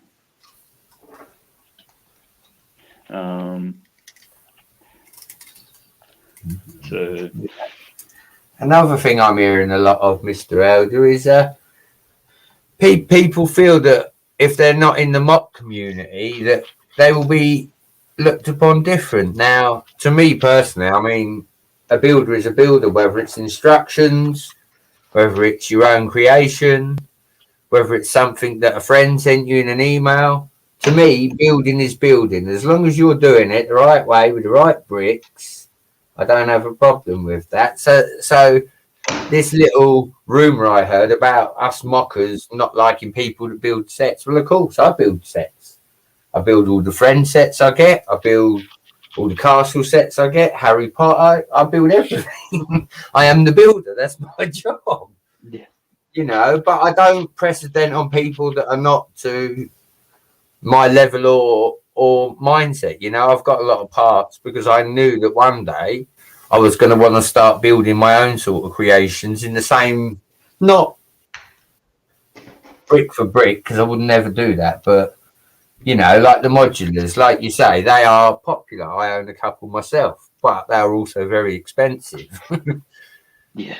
The idea of learning to mock them is a lot cheaper than buying all the modulars, especially, you know, if we go back as far as like Cafe Good, the first one. I mean, heaven forbid the price for that now. You know, it's more methodical for me to mock out my own buildings, but I do love the sets. I love people to just build sets and build cities out the sets. Everyone's got to have their own little flavour, you know. Just like mine, I'm obsessed with trains. We all have something different about the brick, and that's what makes us different. And I like that as well. Yeah, some of us for some crazy reason like this Technic stuff. Well, you know, they always say there is one group that don't learn. I mean, no, the Technic stuff looks good, especially the cranes, you know, not being into Technic myself. I could build the cranes. I could, you know, it's by choice, you know, that I don't. But yeah, no, I like the idea of them and mechanics and that. You know, they are, and they're worth the money, especially if you get them on clearance. Well, that's the thing. You don't buy them in the first month or 6 months because they are. I mean, again, am I right, Matt, that you and Solo both got them when they were on discount? Yeah, the crane ones, yeah, definitely. Yeah, yeah. I mean, That's what I mean. You know what I mean? That would be the opportunity for someone like me to maybe get back into Technic. When you see them like that, and maybe there's nothing I want for the city, that's always the wild card option, isn't it? I suppose. But yeah, no, I do like the cranes. I mean, don't get me wrong. I've seen some of the RC buggies they've done and that, and you know, Technic's plodded along nicely from when I was a child. Just not for me now. I'm an adult. You know, I enjoy the city, the train, and the mocking more. I mean, the trains. I never get bored of the trains.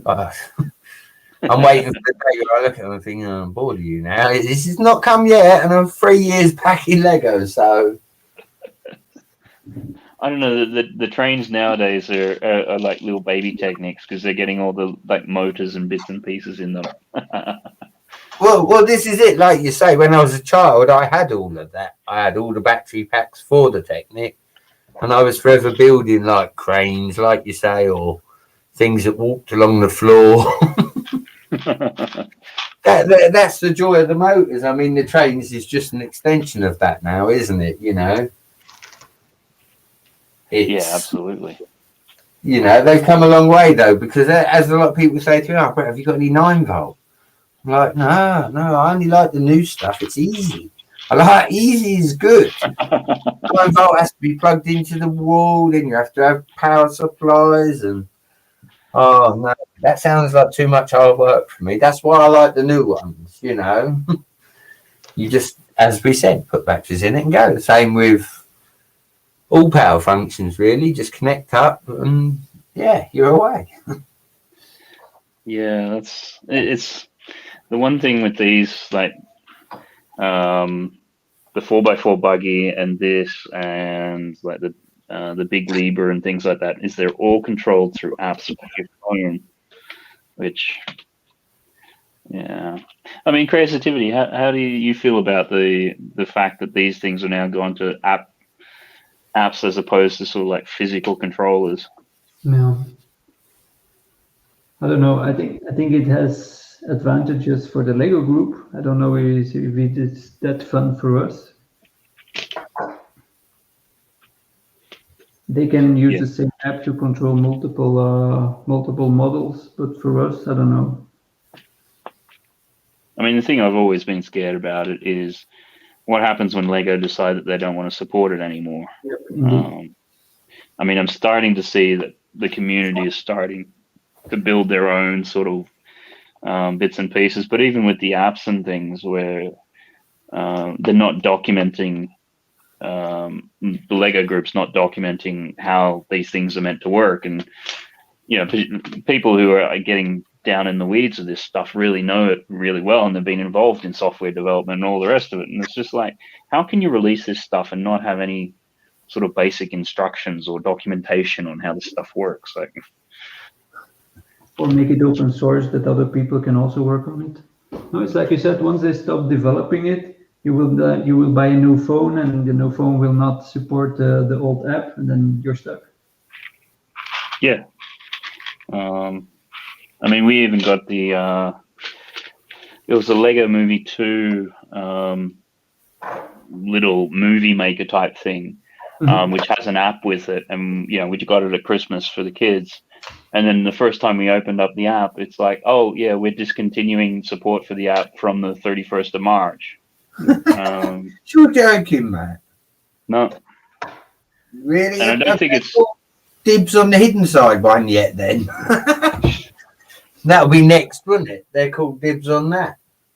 Now that the feature's stopped, it'll be the app next. I mean, I think Hive was having a debate about this the other day, or somebody was, and it was about like, you know, do we use the apps and that? Now, when I got the first wave of Hidden Side, like the kids and that were playing it, you know, they sat here and they were like whacking the ghosts on the phone and that. But it's like Creativity says, give it 6 months and we all upgrade.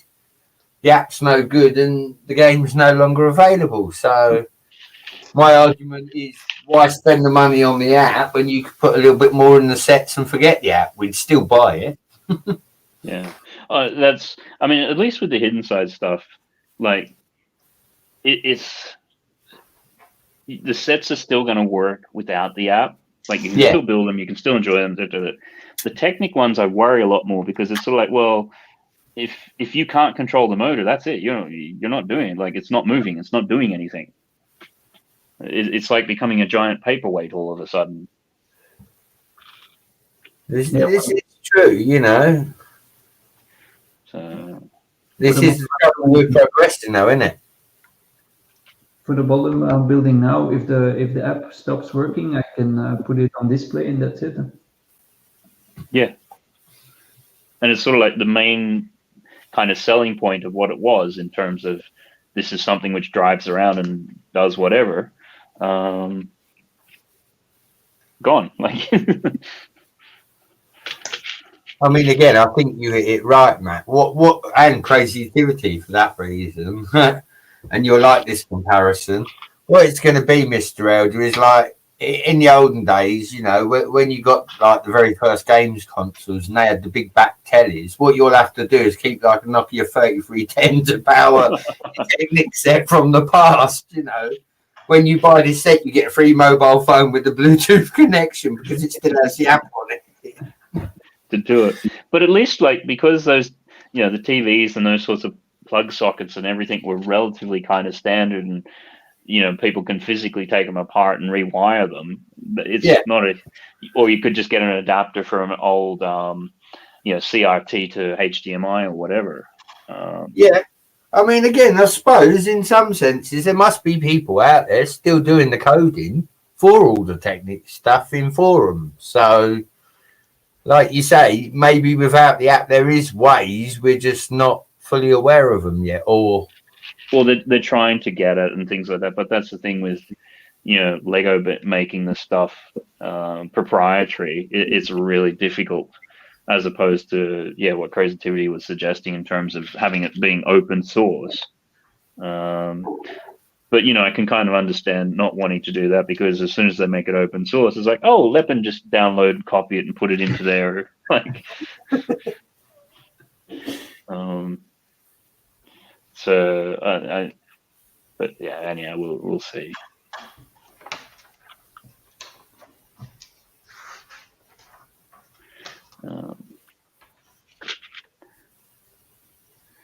I think there's a few things in the cart there. What's up, Solo? How you doing, buddy? Hey, Solo, how you going? Hope that you're going well. Seems like you're just there. Solo, if you want to jump in for a bit, you're more than welcome to. There's, I think, a link pinned on YouTube. If not, that's cool. We were just talking earlier about your comparison video, I think.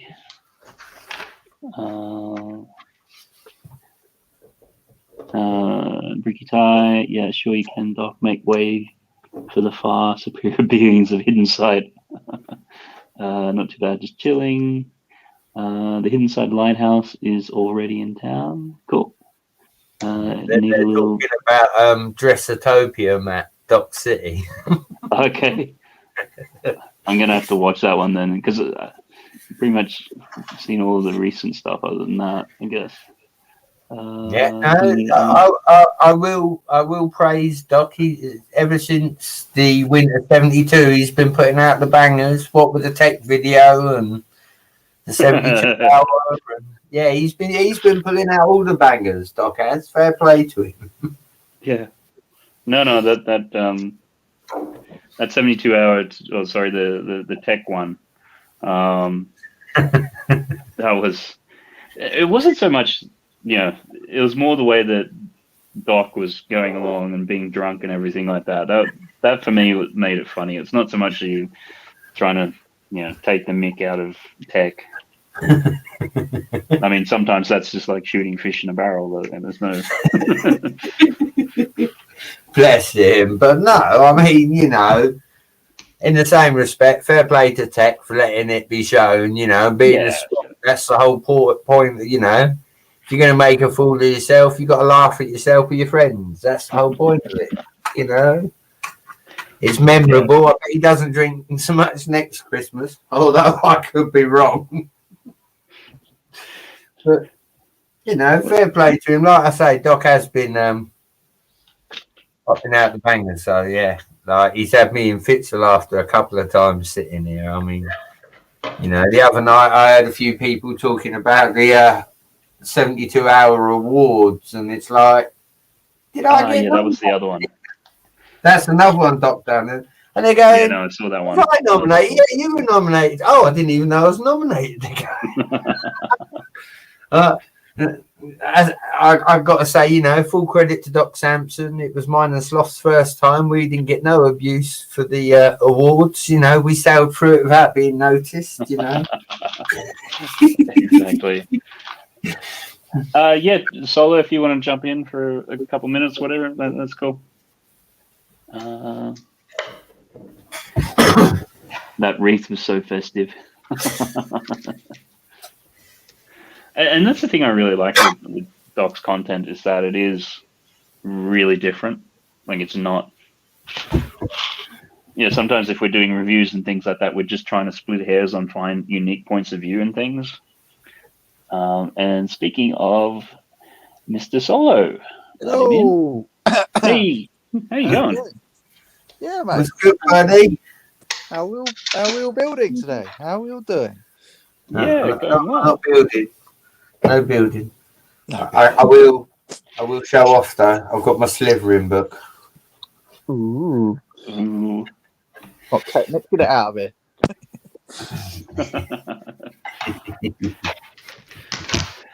How's things with you, Solo? Living the dream, baby. Living the dream. Working, Living the eating, dream. sleeping, and trying to build stuff as well. What's on your sort of build table? Yeah, at Doc, the moment? is. Sorry, what was that? What's on your sort of build table at the moment? What are you working on? At the moment, I keep looking at the is it the Japanese tree? What do you call it? Bonsai. Yeah, the bonsai tree. Yeah, yeah. Looking at that, but I want to get the cement mixer truck going as well. The Technic cement mixer truck. So yeah, going a bit Technic mad at the moment, and I don't know why. Why am I torturing myself? Yeah, I think as we were commenting a bit earlier, it's sort of like we don't like the process, and if we get a result that works, then we enjoy that. Yeah, exactly. Yeah. Oh god, mind you, I've got I'm I don't know whether I'm reaching my end with Tevi yet with Technic or not. I don't know yet, but I'm reaching my end of the tether with Lego at the moment because I'm still waiting for my bloody blacksmith house at the moment. That seems to be going around Europe at the moment. It's the Solo. It's been sent all around the world, isn't it? It's seen more countries than I have. Because was it you that had posted on Instagram the history of it, or did I see was that somebody else? No, that was me. Yeah, I had a look today, and I was like, "What? Where the hell is it now?" It's insane. It's just going. It's in more countries now than I have in my life. Yeah. Take care, Ty. Ty's off, guys. He's off to bed. Take care. Okay. Thanks for stopping by and having a chat and things, and see you next time around. Have a good one. See you, buddy. Yeah, have a good one. Yeah. No, I am actually chilling out in bed at the moment, so I only jumped on for 5 minutes just to say hi. Yeah, well, listen, you better be planning tomorrow's stream, boy. Well, I hope so. I hope so. I really do. Really do.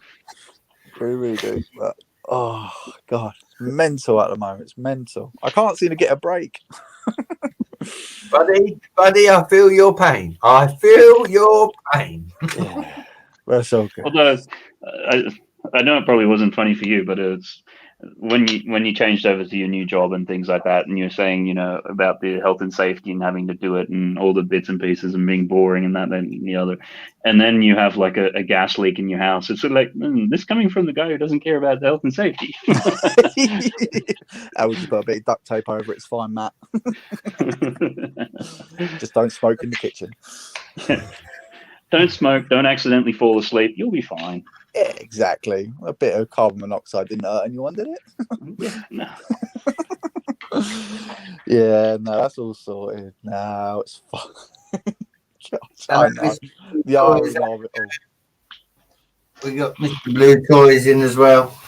Hey, Mr. Blue Toys. Hey, Blue Toys. Mr. Blue Toys. Hope you're going well.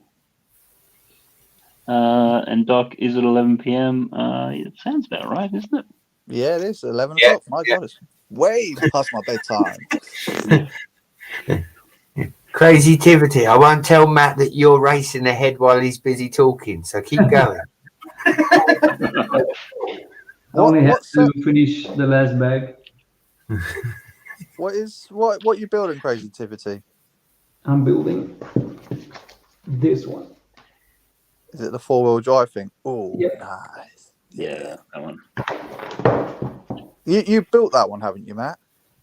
Yeah, I did that a little while ago. So I think as we were commenting earlier, I then went online and found you've gotten a fan design who's basically taken the whole thing apart and redesigned it with the same parts, and it's more powerful and the wheels have more flexing range and all the rest of it. So No, fair enough.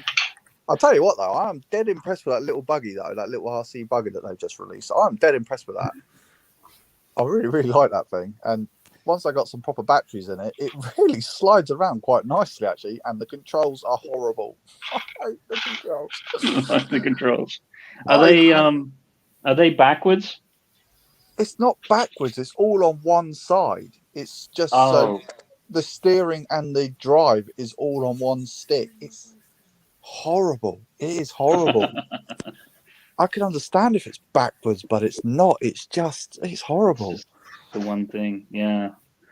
Because that's your first sort of app Technic car thingy, isn't it? Yeah. Yeah, it is. Yeah. Oh, because I've got the dumper, so that'll be my second app control one, but that's not an RC car. An RC car is supposed to be nice and slidey. A dumper's just, it's going to be mostly for show. But they're probably, as sort of commenting to creativity earlier, because they did it on the 4x4 as well, where normally if you've got a normal RC, on your left thumbstick or whatever will be like forward and back. Yeah. And then on your right will be left and right. Yeah. And I've seen that on all toys in like Australia, in the UK, in North America. When you get to the Lego one, they swap it the other way around. So you have your forwards and backwards on your right as opposed to the left. And it's just weird because you know how you kind of get a bit of dexterity in terms of, forward, back. And and you can't change it. No. Like, it's just like, how can you take something like, I didn't know if it was a European thing or something like that, but I've never come across it. No, it's just Lego. Just Lego. Why would you do that? They're just slightly odd, aren't they? Bless them. Oh, God. I was a bit disappointed with the 4x4 because I saw you playing around with the buggy and it seemed really fast, but the 4x4 is actually kind of slow. Yeah, I remember Matt saying stuff about the buggy, the forward drive thing. He wasn't that impressed by it, but the buggy's actually got a bit of like momentum behind it. I was really quite surprised by it. I was preparing myself for disappointment by it, but I was like, actually, it's actually really quite good. It wheel spins, it slides around. It's like, wow, this is actually. That is once you get used to the controls. Yeah. That is once you get used to the controls. Well, that's the thing. Like, even when you had that on last Friday's stream and it was buzzing around, it's like, actually, that looks really quite zippy. And that's partly why I wanted to also do this. I mean, apart from like being sitting there for ages, it's sort of like just to see how I would imagine this isn't going to be anything like like that. It's just going to be your bog standard. It goes slow.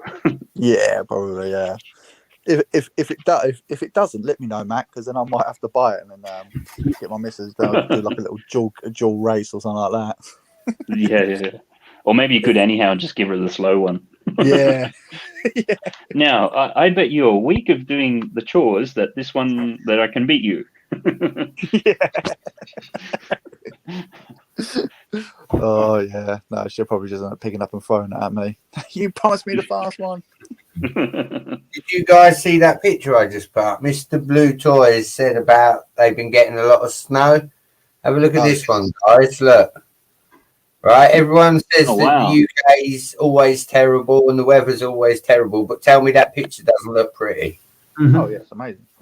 You know, I mean, snow on the trees and that, like the fact that it's quiet as well. Yeah, no, mate, I'm out on it every day, mate. I'm looking out the window every day at it, Solo. Yeah. Don't rub it in.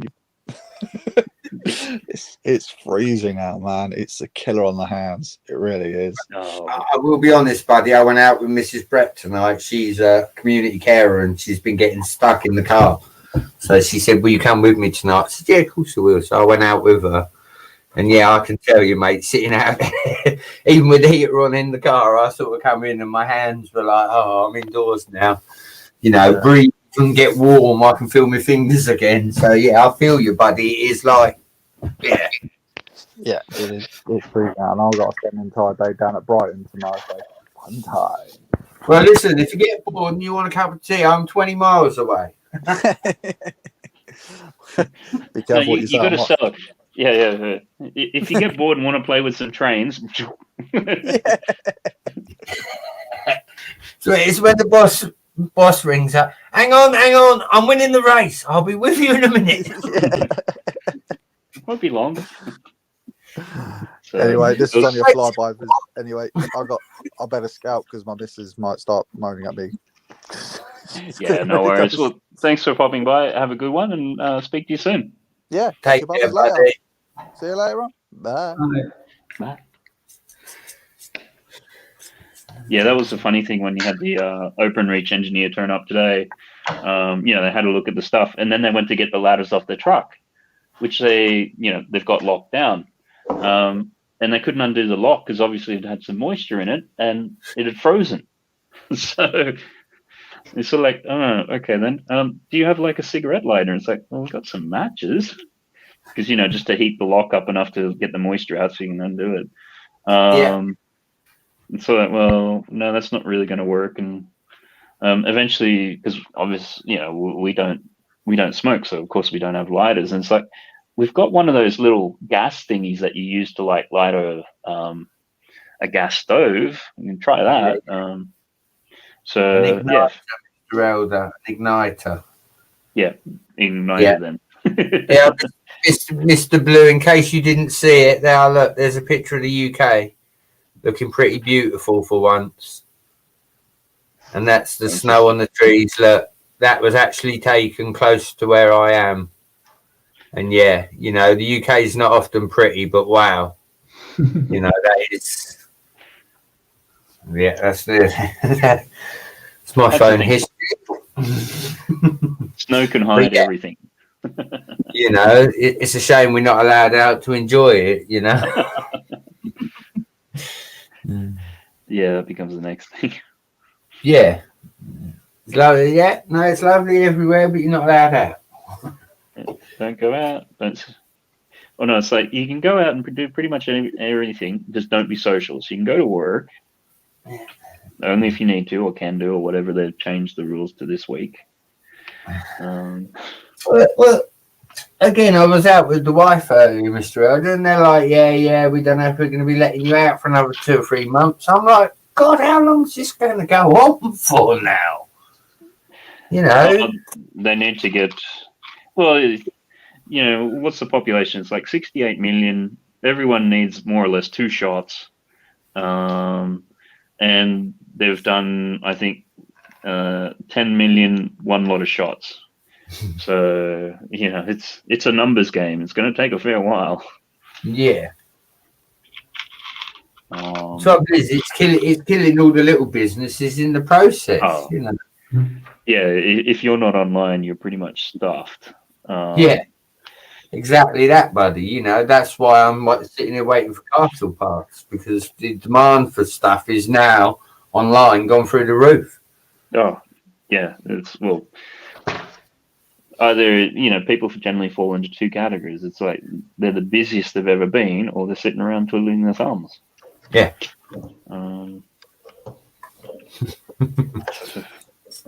It's you just haven't heard any Bricklink sellers say that they're in trouble, have you? Well, I think when I was talking to somebody, at least in Australia, when it first came, they basically cleared out all their stock because everybody had been buying stuff, and they haven't really ever kind of replenished since then.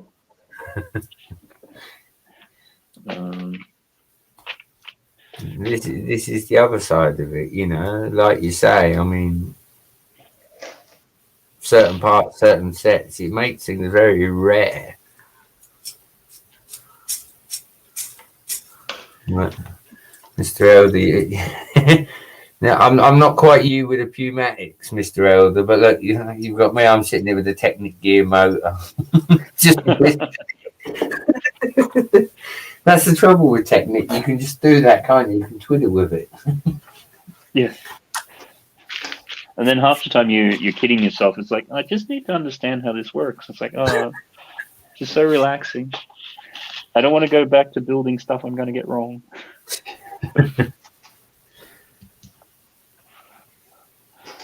Yeah.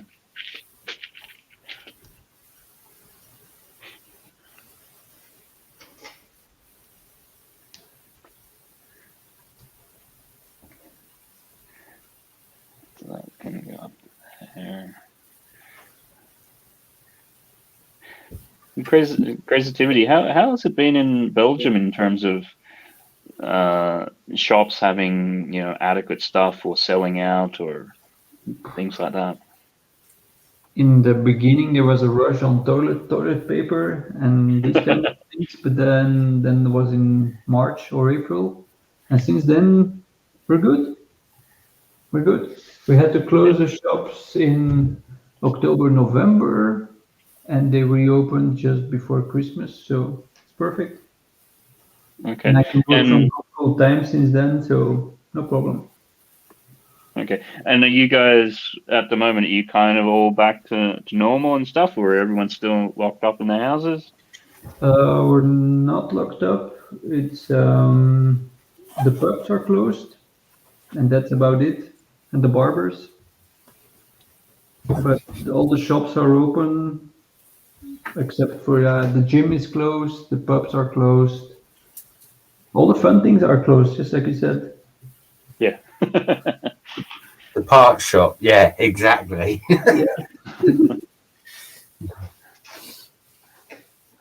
I have said to the wife, when we are allowed out and the shops are allowed to open again, my whole monthly budget is going in my parts shop, because if we're going to be locked down for another 2 or 3 months, I need the parts first. Okay, if they set out for one day, I just need to go and replenish my supplies the next couple of months, then I'm good. But that's the thing, is it's probably going to take them a couple of weeks to get anything back in stock. So it's like... No, but for me it's cool. We're not complaining. And what's the have you guys had many deaths there, or it's been fairly well controlled? I don't think it was under control. At one point we were the number one. Percent-wise, we were the number one with the most deaths, I guess. And then it stabilized a bit. But we're at 22,000 deaths. So, okay, so yeah, that is yeah. How many? What's the population of Belgium? Is it 5 or 6 million? 7 million. 7 million. So yeah, percentage-wise, that is quite high. Yeah, it is quite high.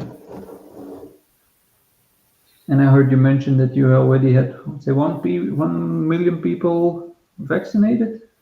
10 million. 10 million. Okay. Yeah.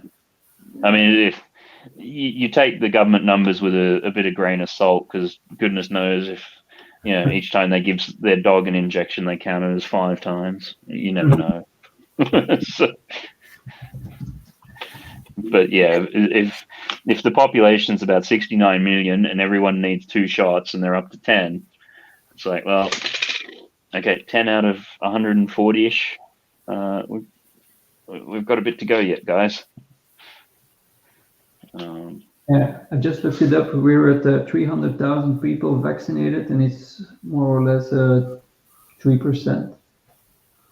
So it's going really, really slow. Yeah, there's been I know a few people who are like healthcare workers and things like that, and their job at the moment is to basically ring people up and make appointments. And there's been a fair bit of pushback against it. People just saying no, or they book the appointment and then they just don't turn up on the day. Yeah. So it's like, okay, so Yeah. I don't know whether it's a combination of, people just don't trust the government at this stage, or, what's going on.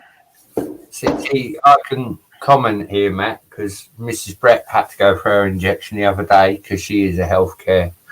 She looks like she's got a 105-year-old that's just had her first jab. So, yeah, but no, I can understand because Mrs. Brett's all for it, and I will be honest, I'm against it. I'm not interested in it. So I can see both sides of it, but, on Mrs. Brett's front, it's not just Mrs. Brett, it's everyone she goes and sees. Yeah.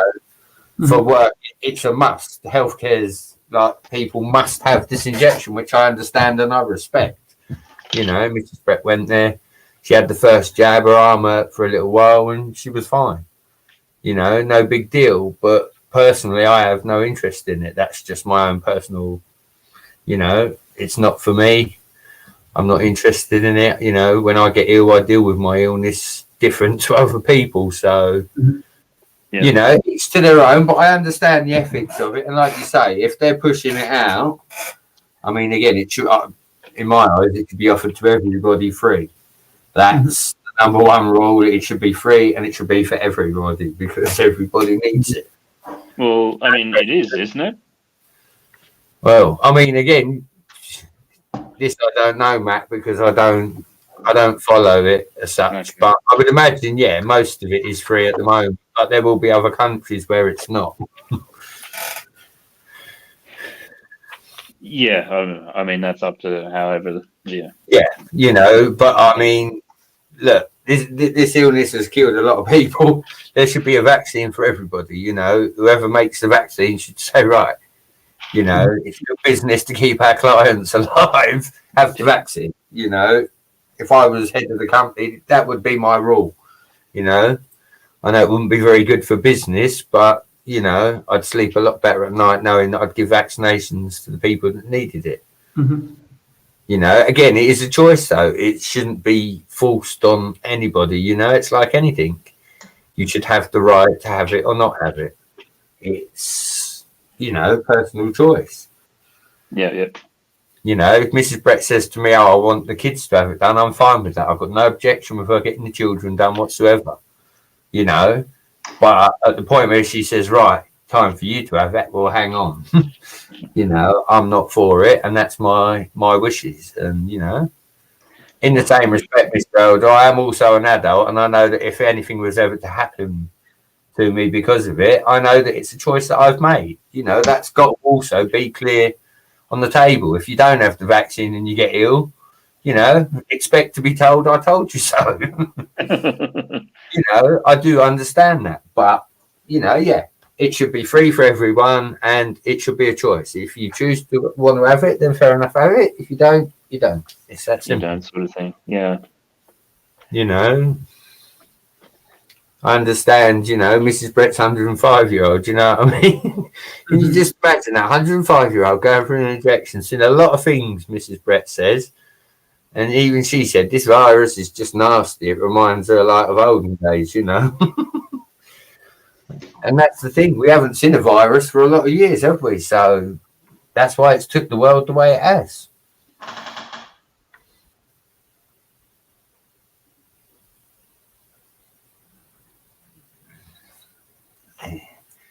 Enough about that damn negative virus.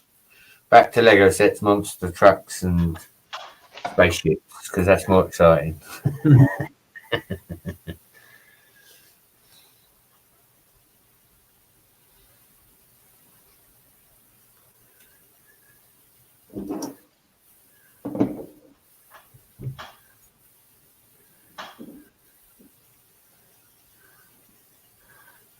That looks like one of the Dakar trucks, crazy-tivity. Yeah. Don't you think? I like the look of it. Yeah. Looks like what they use for the Dakar, you know, the big off-road Jeep, Yeah.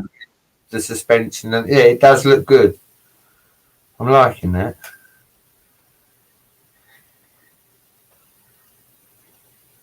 Yeah, and also with the stickers, it looks really good. I had a bit It's of not- doubt it's not about the stickers, but Just it's really about good. enough.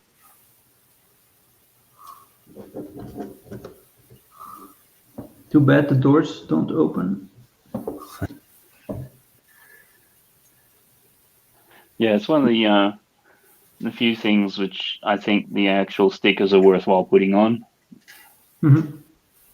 Yeah, it's Usually not like Ferrari. Here, it's okay. It matches the look and feel of the model, but with the Ferrari, it's a bit.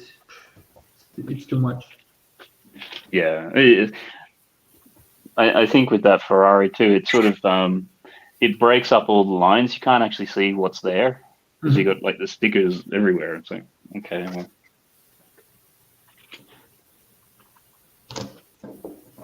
But as I like to joke with that set, it's sort of like, yeah, you get a few Technic pieces with your stickers.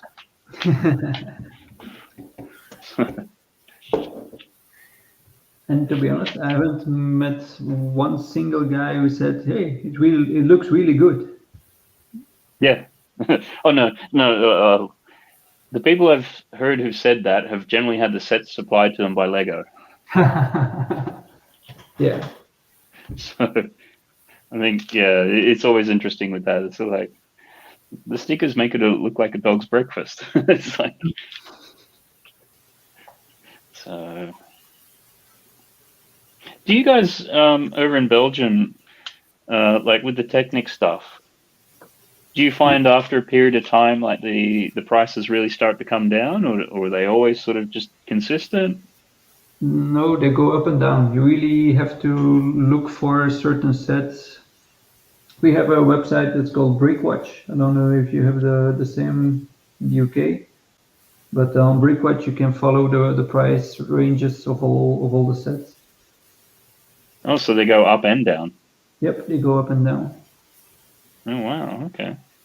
I saw, but I missed it out. I didn't know about the website yet. I saw that Bugatti at one point was sold for €100, and that's really a really good deal because the normal price is about $299 or even more. So if you can get it at 100, I would buy 10 of them. Yeah, that's the thing. No, because at least in the UK, with the Technic stuff, usually when they release it, like it's at a really premium price, and then within a couple of weeks, maybe a month, then the price will drop down to something a little bit more consistent, and then after that, you'll have lots of spot sales and things occasionally. Because yeah, that Ferrari was released, I think, what is it, about a month ago, and when it came out, it was £170, and then now it's pretty consistently about 135. So had you bought it within the first couple of weeks, you would have been paying £35 more than what it generally seems to be at now.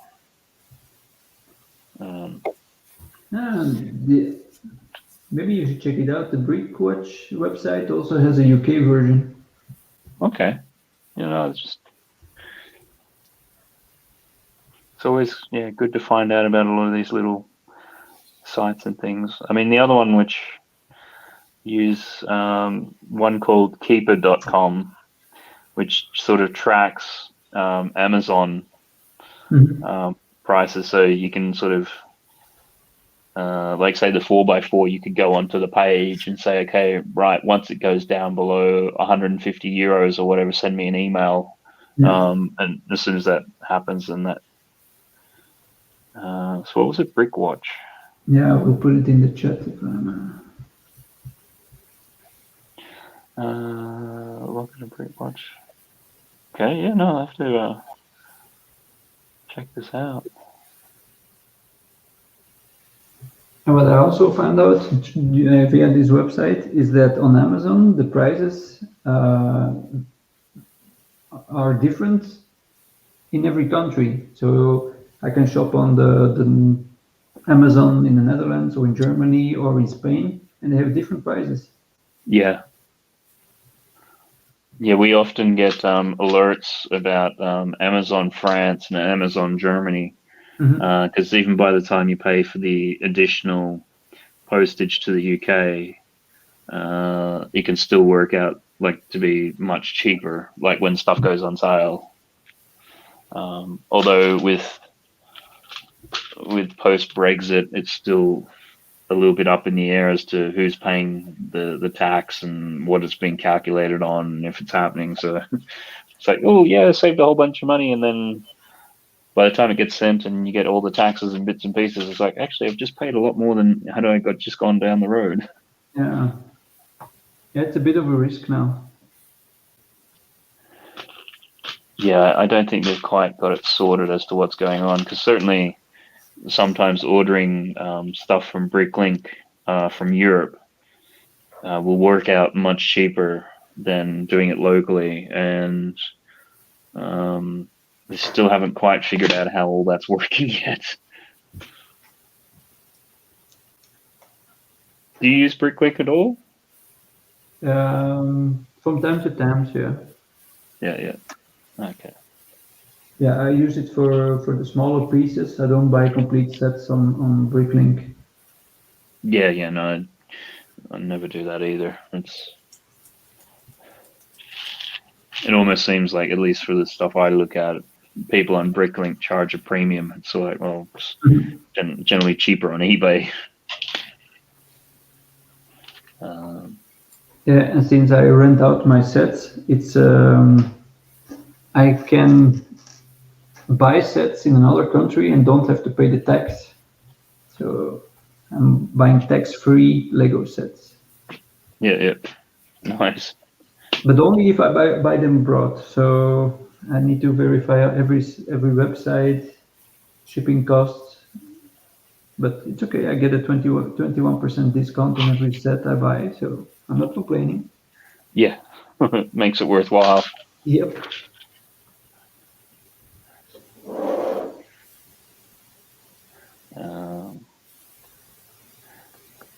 Now, how are you getting on with the 4x4? I'm almost at the end. Almost at the end with it. Look, I have like 30 pieces left, something like that. To put on it, yeah. And it looks good. I'm satisfied with this one. Yeah. And I won't show the kids, but there's a little bit of snow now, and I will play around with it in the snow. Once they go to school, I will play around with it in the snow. You have to let us know how you get on with that. I'd be a bit worried that you get a bit of snow or water on the battery or something. But, yeah. Yeah, we'll see. But it has really big tires, so I don't think it will actually touch the snow. The snow, yeah. The battery will not touch the snow, and the motors either. So.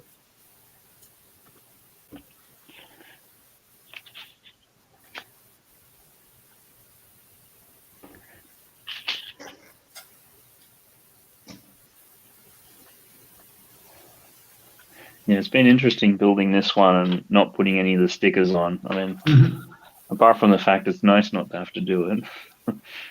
But then sometimes when you're looking at the instructions and you got like, big panels with stickers all over them, it's like, oh, which one's that? Like, when you're trying to line stuff up, but nothing's there to line up.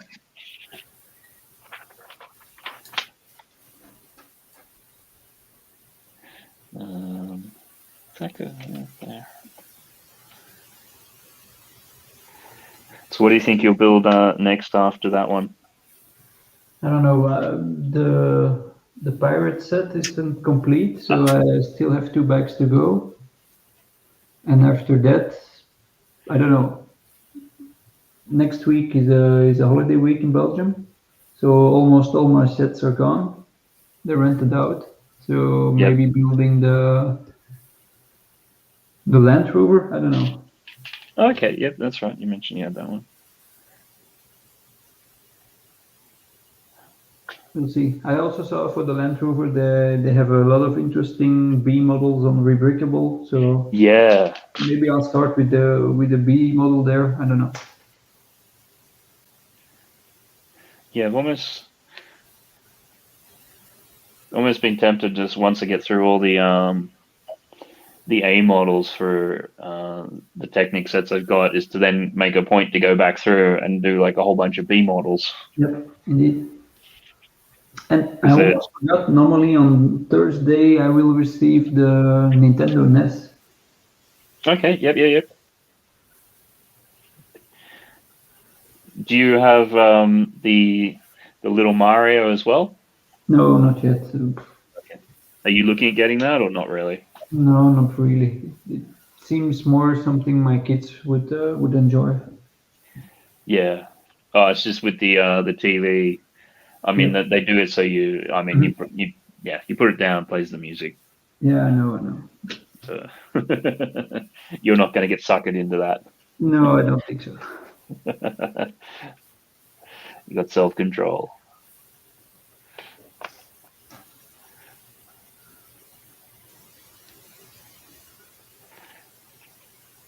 Yeah, because by coincidence, I did a Lego Ideas, which had that style TV rotating thing, and then the Nintendo came out. So look, we can say it, Matt. We can say it. They stole your idea, buddy. Yeah. I'll let you say that, but You inspire them. Let's put it that way. Something like that, yeah. Because I also saw on the ID's blog that there was already somebody posting a bonsai tree, but way before they launched the official one. So at least you could say he inspired them to make the model. To do it, yeah. I mean, there's a lot of things like that, because even with the Iron Man helmet that they released, there's on Rebrickable went through and built the one which they did about 5 years ago, because the one that they did 5 years ago was actually so much better, because the Iron Man one has got like the jawline is all wrong, and yeah, so there's things like that. It's like, well, they do it 5 years later and they actually do it worse, and it's like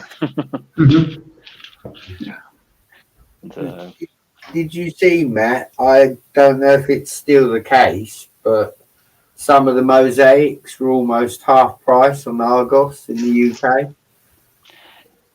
Yeah, no,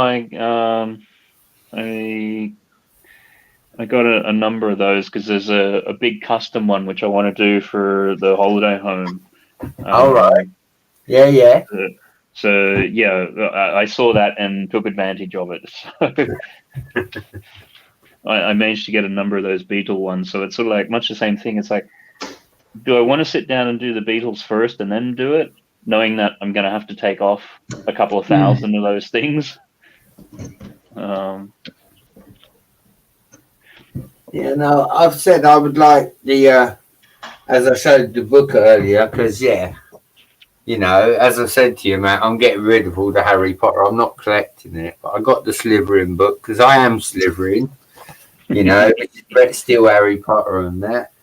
And like you say, I would like the Harry Potter mosaic. The only problem I've got is I'd hang it on the wall, and with that Tommy Lee would stand upstairs and jump on the floor, and it would just come straight off the wall. So, yeah, it's just not logical for me to have that till all the kids have moved out.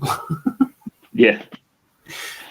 But no, they do look exceptionally good for what they are. You know, I don't think, again, they're overpriced. They're not for what they are. They look cool, you know. I've seen some custom ones that look good as well. You saying about the Iron Man helmet? Cafe Corner's got the lights in her one, hasn't she? And I like that. Yeah, well, with the one which the custom one, it's also like it's designed to have lights in it, and I had some of the lights, and I put it in there as well, and it does make it just that little bit much more interesting and things. So Well, that's it. And certainly, I mean, one of the little ones is totally into Iron Man, so that's why we had the main one, because that was on sale at one stage. So got that. Yeah. And then as soon as as soon as I built the other one and particularly stuck the lights in it, it's like, oh, forget about the other one. I'm just interested in the custom one you've made.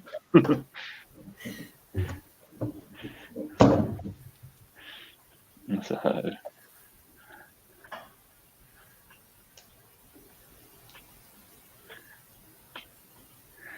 You can't be too far off this now. What is it?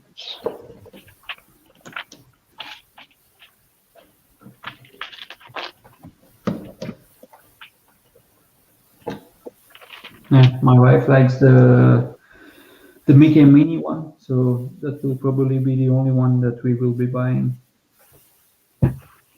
Oh, of the art ones or the sort of like buildable figures? Yeah, the art ones.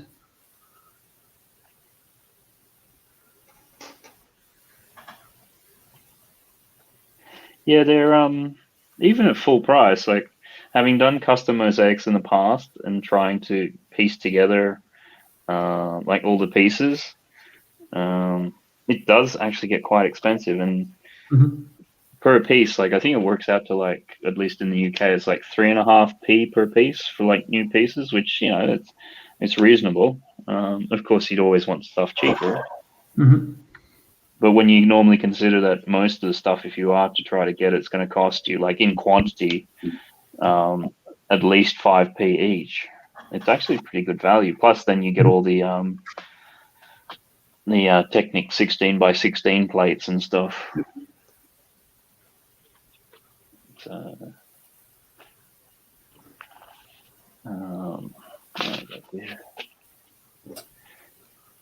too far.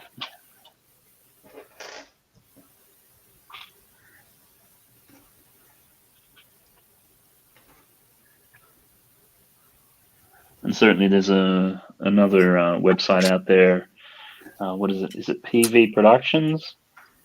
Which takes the Technic sets and will try to rebuild them as GBC modules. Which I've done a couple of theirs, and they're actually pretty solid. Because sometimes when you get rebricked ones or things like that, they can be a little bit flimsy or something. So, yeah.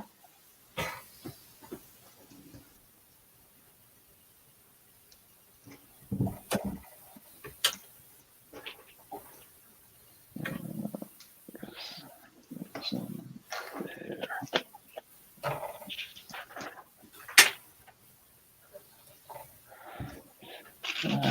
white ones.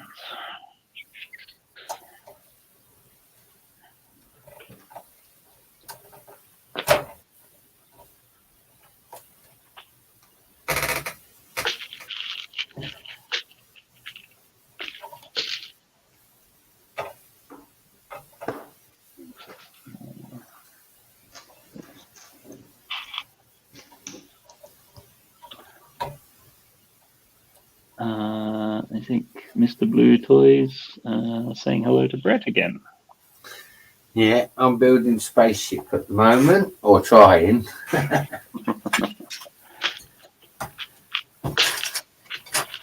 mean, getting back to what you're saying a bit earlier, Brett, that when people classify themselves as not builders or whatever, or mockers, sorry, it's like, well, when you're a kid, that's what you're doing. You're always pulling apart and building your own versions. You just never called it MOCs. Yeah. This is it. This is it. You know.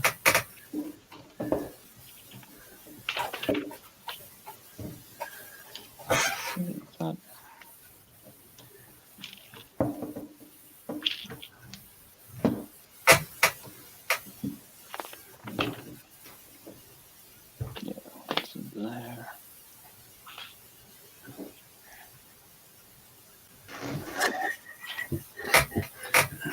Now, Mr. Elder, on the demonstration of this car, you're not going to press forwards and it's going to go backwards, are you? Oh, quite possibly.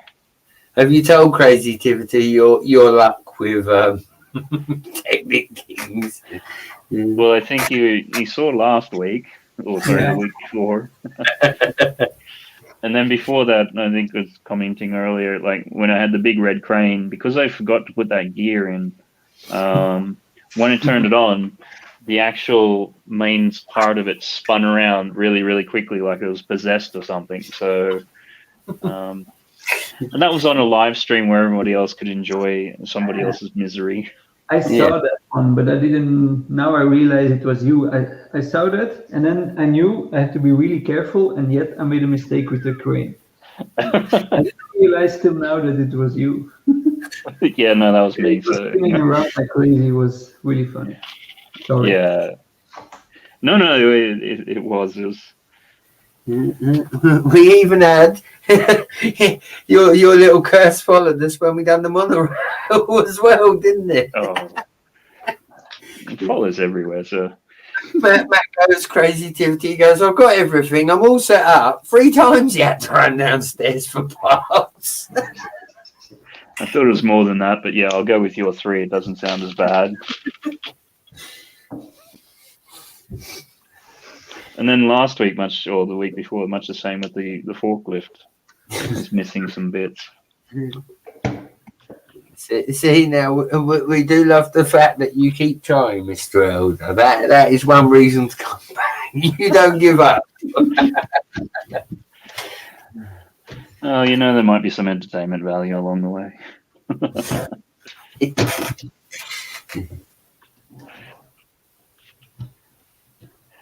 So, yeah, hopefully this is getting down near the end.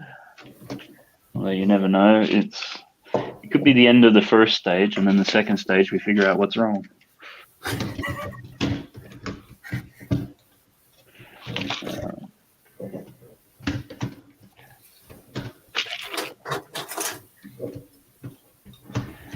I'll do that twice.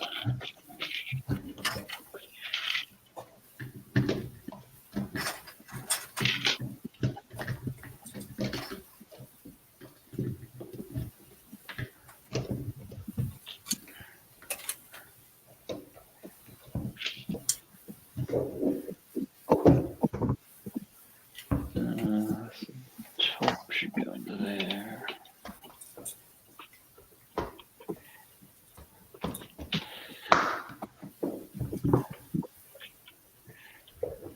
Although the weird thing I did find is the actual app which controls these. I think it's just called Control Plus or something. So I went through, built the 4x4 that you've got there. Had the app, found that, fine, okay. Played with it, left it for 3 or 4 months, and then came back to the phone and went, okay, right, now what was that app called again? Because you're searching on your phone, it's like Lego or Technic or Power Up or something like that. And yeah, it's actually just called Control Plus. It's not branded as Lego or Technic or anything like that. No, indeed. I don't know if you can see it, but I'm all set and done. Oh, all done. Yep. Oh, there we got the put that up there. Looks good, huh? Yeah, it is a nice truck. 4x4, whatever. And you've double checked and make sure it works. Yep. That's why I checked up front. I didn't want to start on the chassis before checking everything. thing. Yeah, I mean the nice thing with that is to actually get at the batteries and things. You only need to pull out, I think it's like the 1 pin in the front and the 2 in the side. Yep, that's it. Like it's designed well that way, I think. Yeah, battery on top. That's good. Yeah, that whole top bit there just slides straight off. Cool, awesome.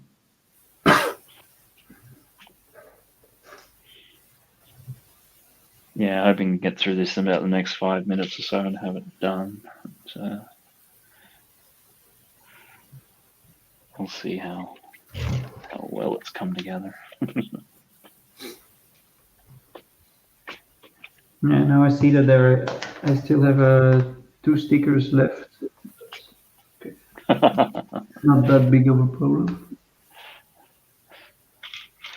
No.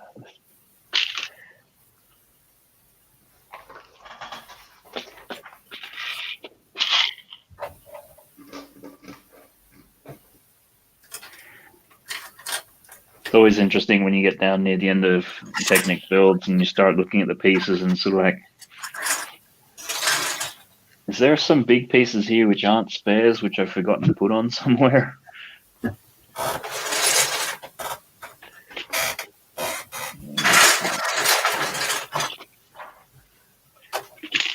It's okay.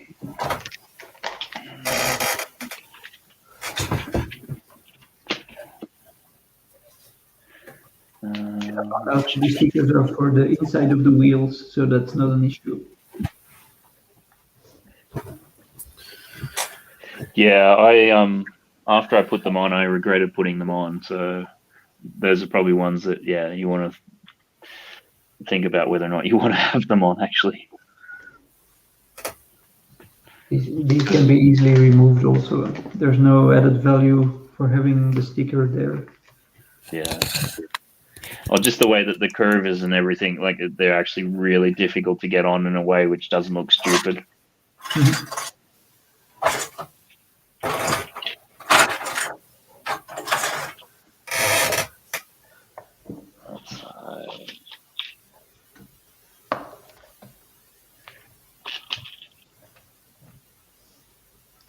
What else we got here?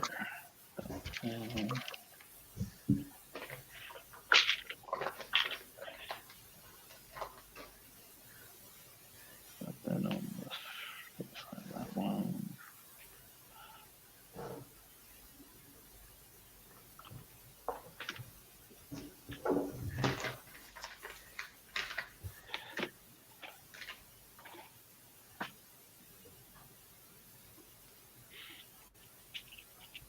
How do you find going from like really big builds with large pallet counts like the crane to something like the buggy there where you've still got a number of pieces but it's nowhere near the... No, for me this is more relaxing. I can do this in say 1 or 2 nights or 1 or 2 evenings and that's it. For the crane it took me much longer and I enjoyed this one more, to be honest. Yeah. So like I said, that was my example of the crane. It's nice once it's built, but the process of building it it's hard sometimes. And you need to stay focused all the time, because one mistake and you're screwed. Yeah. No, that crane is probably that gearbox that you build on that crane is probably the craziest one I've ever done. Yeah. What's that?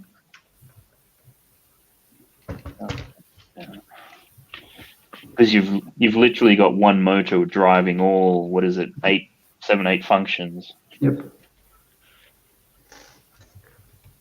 And it's in like the back part of the driver's cab, so you've just got gears and cogs and things going in every single which direction.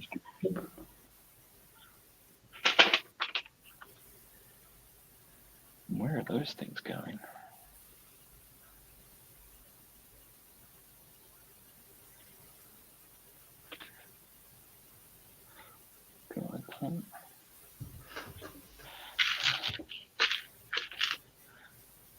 if I remember correctly, your Top Gear car also has a lot of stickers, no?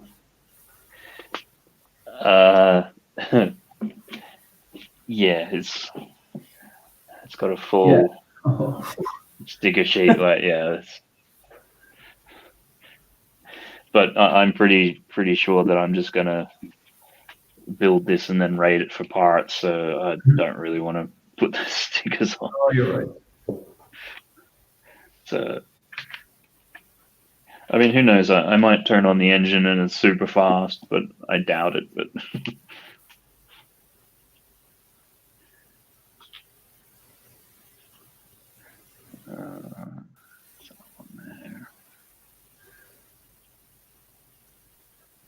The Bugatti in my collection, I bought it second hand, and I noticed that the guy didn't put all the stickers on it.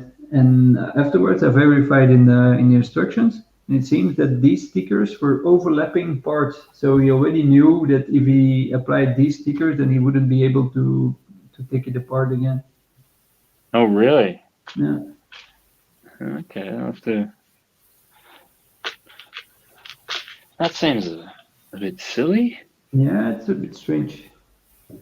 And to be Almost honest, the Bugatti is my most popular set at the moment, so it's gone all the time. I haven't found the time to build it myself. And do you have the Lamborghini out on loan? Yep. So it's the Bugatti's more popular, is it? Yep, indeed. Okay. My wife suggested that I would buy a second one, but it's a bit silly. So I bought the Lambo instead, and they're both quite popular. Yeah, yeah. Well, I think they're both they're pretty expensive, and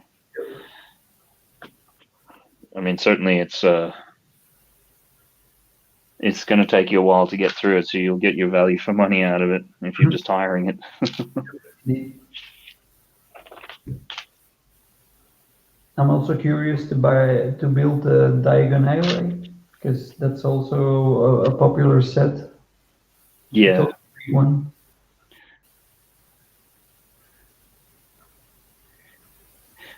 Because you said you did have a couple of the modulars that you lend out, don't you?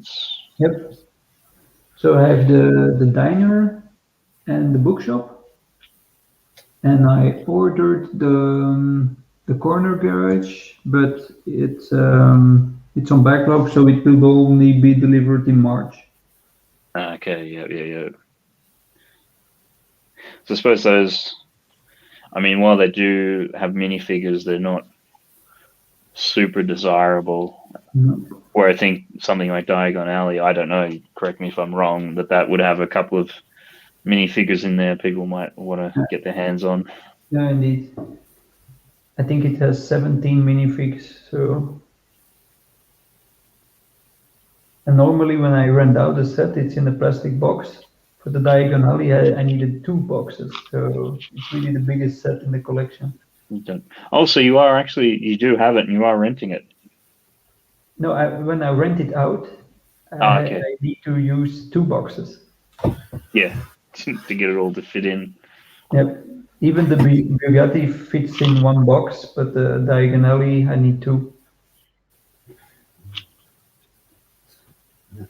Creativity. Have you not thought about the roller coaster? That would be a good set. No minifigures. I thought about it, but the price has gone up. Yeah, I noticed, buddy. I noticed. So, yeah. Has the price on that gone up? Yep. Oh wow! Okay, I didn't realize that, because that's now. Because that hasn't retired yet, has it? What, the roller coaster? I think it has, Matt. I actually don't know, buddy. I know this though. The vampire castle that I bought before Christmas, I paid about £80 for. When I looked on eBay the other day, it's on there for 150 now. So yeah, call it lockdown, call it what you like, but yeah, everything's gone up, and Yeah, no, I'd be intrigued. I might have to look after the stream and see if roller coaster has been retired. No, I'm checking it right now, and it has not retired, and you can actually buy it now. It's on stock. In stock. So has it just had a general 50 euro price increase? I think when it was not available on the website of Lego itself, then the price went up, and now everybody is lowering their price. Ah, okay. Why did I want that turned? Yeah, you really need to be careful. I see that it's on sale now on the Lego website for 350 euro, and 10 days ago, more or less, I see a price drop of 35 euro with a local Belgian shop. So 314 is the lowest price I can get it for at the moment, and it's a bit too much for me. A bit too much, yeah. Because what I heard is that the build itself is not very enjoyable because it's quite repetitive. So,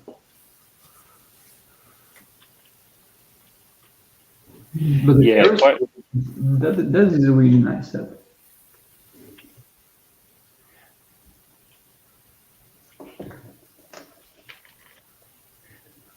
Yeah, because I think I picked up one of those again about a year ago from eBay for like a crazy price. So I need to get around to building it one day.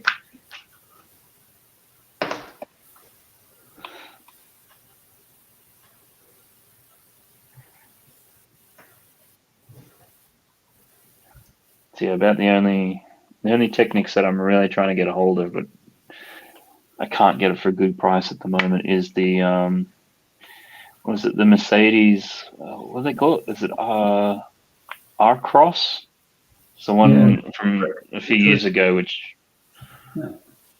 had the pneumatics on it as well. But everywhere just wants crazy money for it now. It's like, no. Well, yeah, Mr. Elder, I'll throw one for you. Seeing as we've been talking about Technic tonight, right? And I've seen some of your builds, Mr. Elder. Why don't you do a Cadillac with air ride using the Technic suspension? Sorry, do a which? Sorry? Do an American Cadillac. You know, like they have the American caddies that bounce on air ride. Use Technic, build a caddy, and have it so that it goes up and yeah, it's possible. You can do it, Matt. Come on, they stole your idea with the NES. You did get one back out.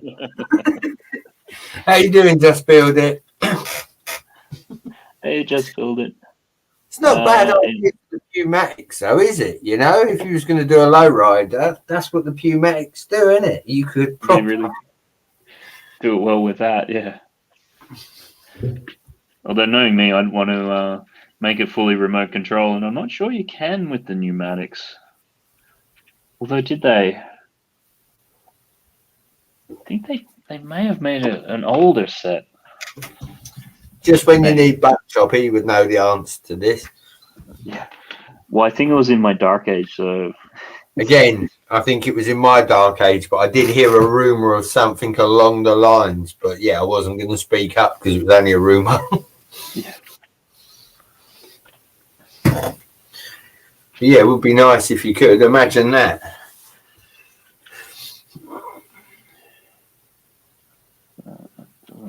How many bits are left, Matt? Come on, tell us. Well, I'm hoping, is that the last? Yeah, that was the last page, so... Yeah. I've got one of those left, which is not a good sign. Everything else is the small bits which you expect extras of, but that's a bit of a worry. Let's see if this is going to work.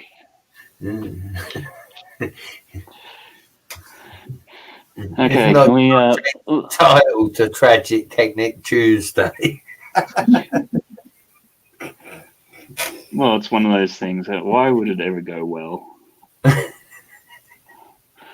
Now, I know I was complaining about the lack of names. Control class. I wonder if it's going to sit here and want to update. Or maybe just not start. Okay.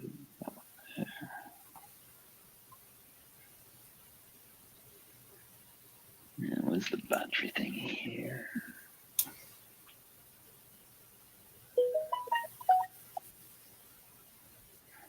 It wants, yeah, permission for that thingy. Permission for that thingy. You turn that on there.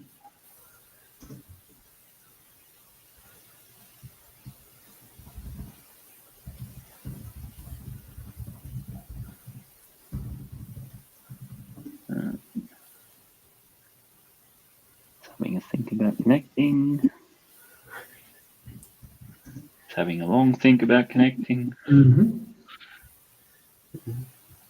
See, now I've got to say, with the train, it takes all of about 5 seconds. The phone will search, the train will flash, they sort of pick each other up, and with that you get a solid colour on the train, and it is connected via phone. Because, yeah, as you said, Mr. Elder, I'm a suckler for using the app even though I've got the controllers. See, it flashed blue then.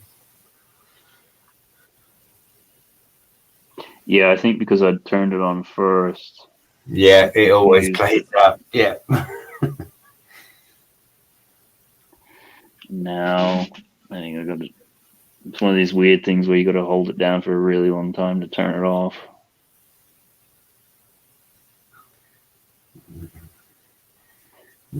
Yeah, you try explaining that to a 2-year-old, Mr. Elder, when you're trying to pull him out of your Lego room.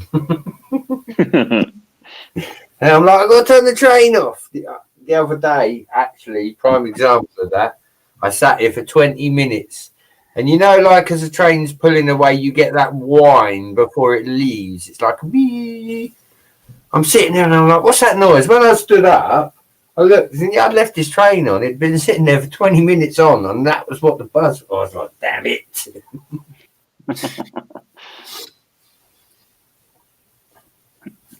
Okay, I've just reset everything.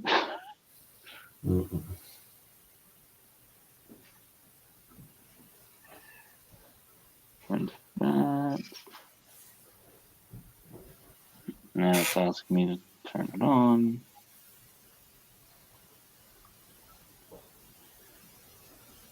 Trying to connect.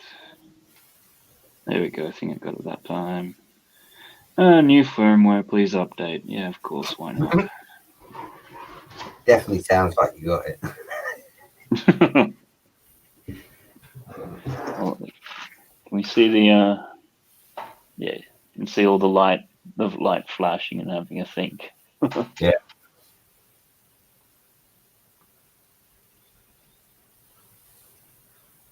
And the firmware is taking a long time. No, I do genuinely worry about this part.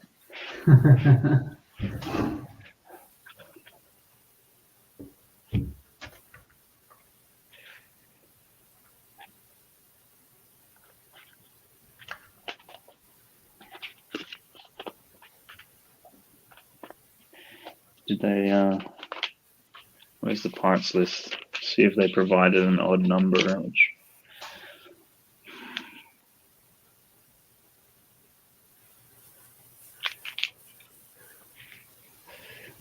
firmware still having a think. Think. No, there's an even number. It's not looking good for you, buddy.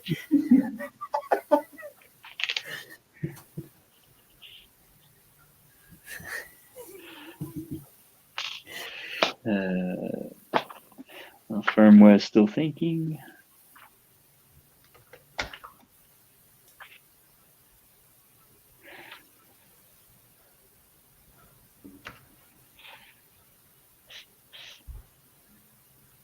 Pretty sure I got the ones at the start. see, I like that. Crazy Activities now turned this one on. Make sure he ain't got the same problem.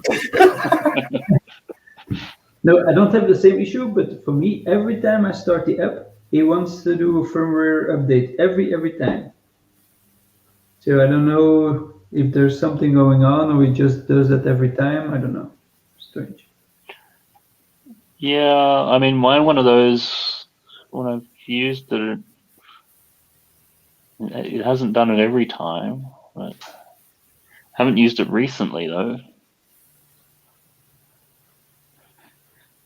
Maybe we could both sit here just waiting for firmware updates. Yeah. Yeah. And this is a lovely Lego castle that came out in the 1980s when apps weren't invented. Hey, I'm not saying that I enjoy it when Lego does this. I think we had a whole discussion about that earlier. Forget about when they stop supporting. How about when they are supporting and not doing it properly? So that's it. Spend millions on research, but the app don't work properly.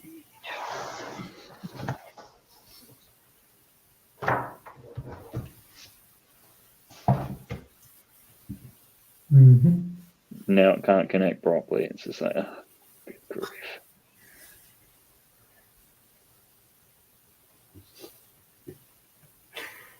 So anyhow, the first 2.5 hours of the stream was building, and the next 7 was watching firmware updates. Yep. And on next week's Technic Tuesday, Matt rings up Lego and gives them a piece of his mind about firmware updates. Well, that would have to be broken up into 2 streams, because the first stream for 2 hours would be you just sitting on their hold listening to their music. That's it. That's it. Yeah, this isn't connecting properly. Mine is actually moving. Not to make you jealous, but Damn it! It beat me to the firmware update.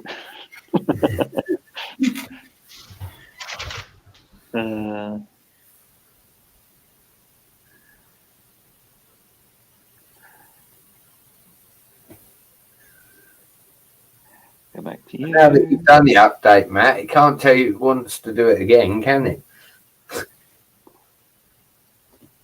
No, but then it's got to go back and it's got to connect to it again, which it didn't like doing. And now that it's on, it wants to be off before it can be back on.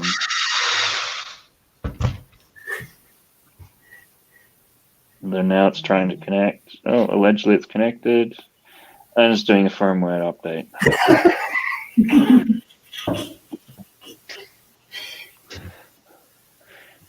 So I think I'm one firmware update behind Crazitivity.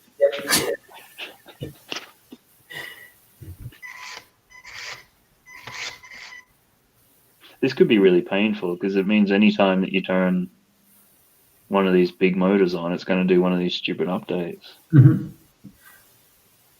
For me, that's the case. So.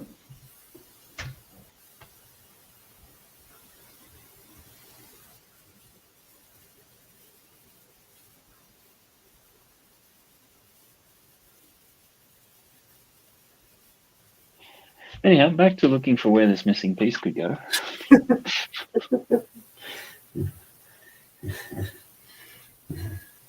It's that half and half decision, isn't it? Half of you wants to know where the piece goes, and the other half thinks, well, if this don't update, it don't matter. Yeah. Well, given how long it takes to update, I can probably figure it out. Yeah. Well, there's 4 of them in the set, and I found where the first 2 went, and they are in the right place.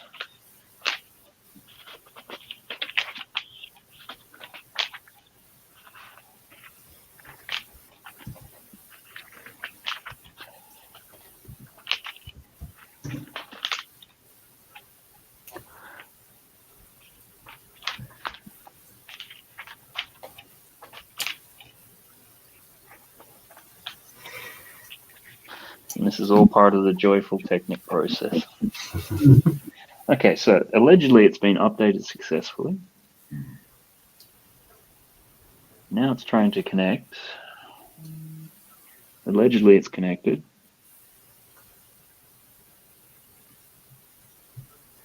So that's really interesting because I think we both went through that. It's sort of like it had to update the firmware twice.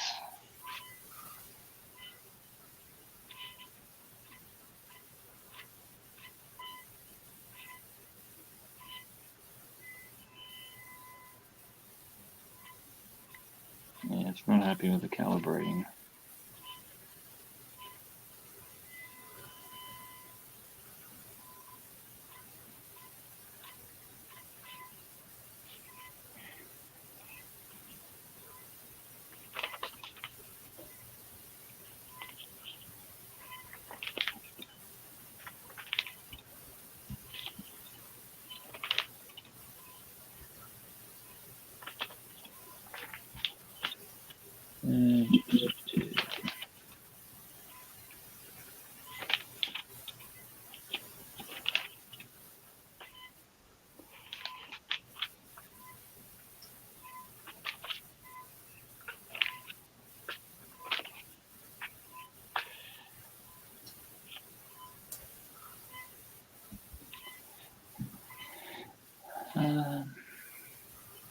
One of the side panels.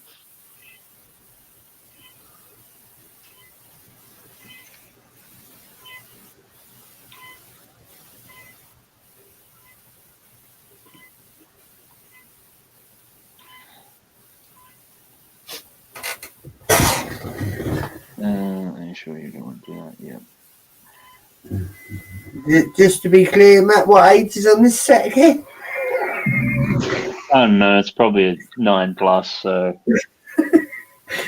Well, I should say it's 29+. Oh, we got movement. Oh, we got further along that time. Yeah, because it could calibrate the wheels.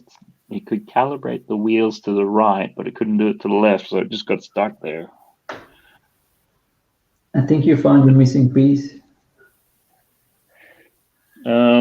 We've now found where 3 are meant to go, and there's 3 there, so now it's just finding the 4th, which I think I know where it might go. Yeah, step 2. Well, funnily enough, the first 2 went on step 2, but yeah. So. Look at that for a guess. Let's see now. Where is this? I'm pretty sure that's gone on. Yeah, it's gone on. Where did that go on? Ah. Okay, yeah, I see where it's meant to go. We'll ignore that for the time being. Okay, so this looks like it's...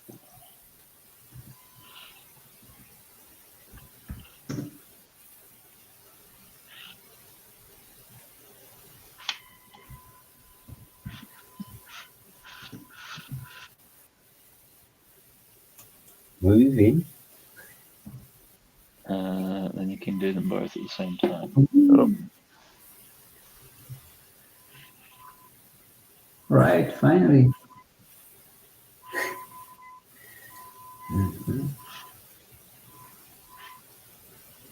It really has no power. Yeah. If you want this set, people, you need 3 hours build time, then an hour for firmware updates. And then probably about half an hour to take it all apart, put it back in the box.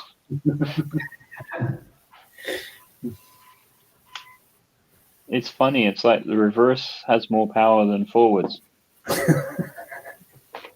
Let's see if I can... If I come on next week's show and you say, hey, do you know what? There was something wrong with that.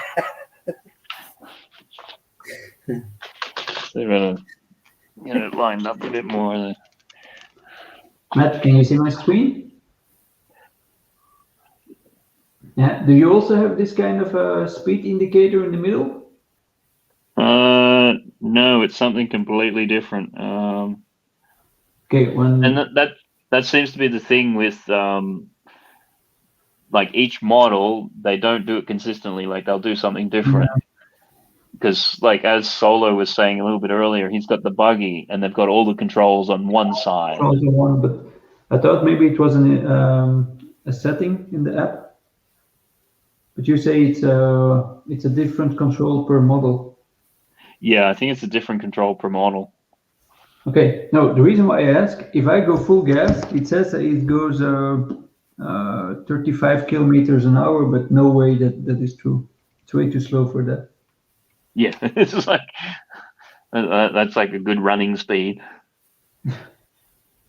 That's 35 kilometers an hour. That's a good cycling speed. Yeah.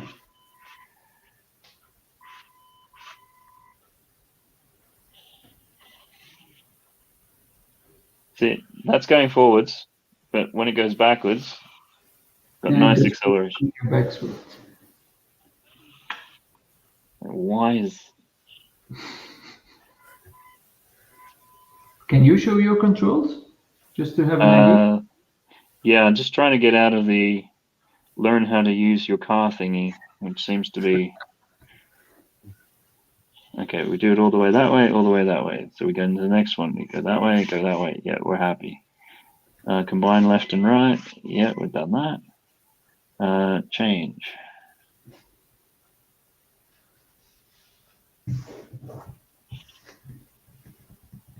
Well, this is okay. That's the gears. Increase the gear to drive. Oh, so you've also got gears in this. Well, that's new. Literally, I know what I'm doing now. Yeah. All you want is top gear. Point the car at yourself. Let's see if I can put that on the. I'm getting a bit. Where are we here?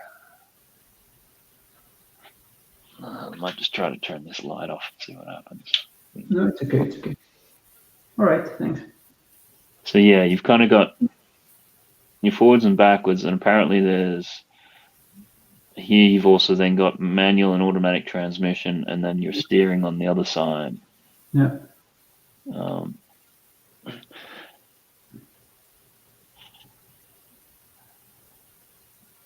Switching between, that's really awkward.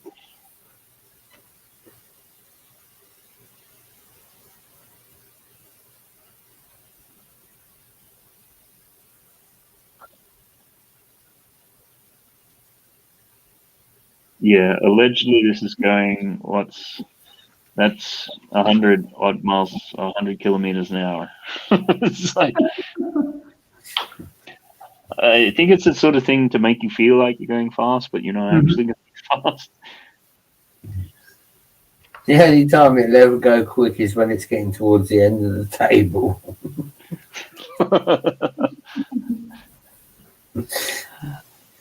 What's just Bill saying right now? I'm just writing down a lot of video ideas while listening to the stream. I'm sure there'll be quite humorous ones. How Technic doesn't work. How you can watch people not watching Technic work.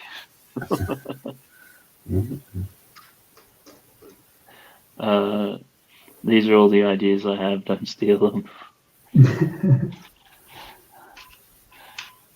If it's about people doing stupid stuff with Technic, I'm sorry. I can do that all by myself.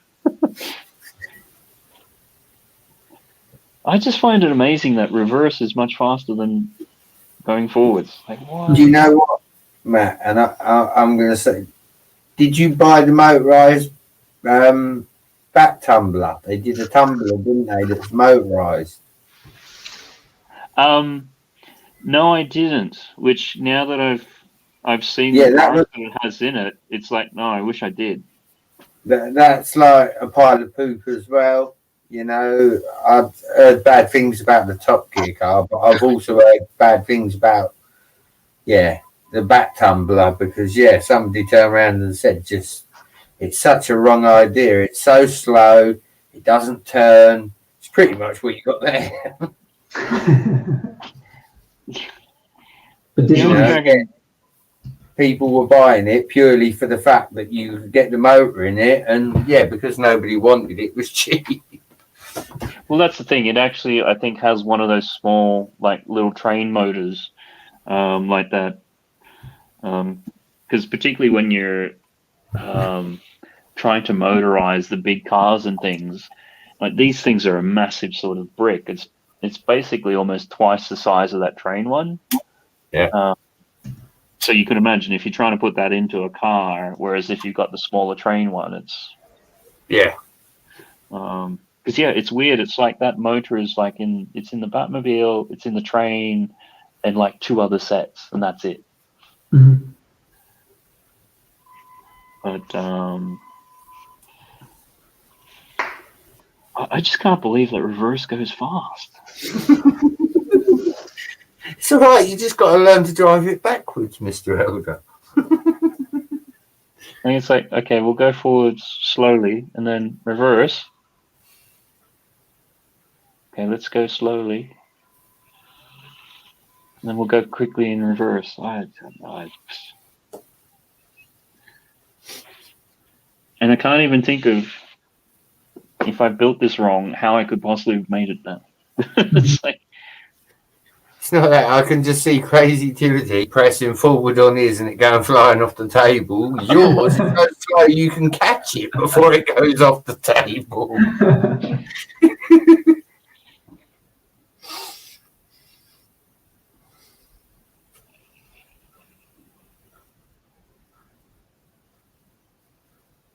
although to be fair, that might get up to a.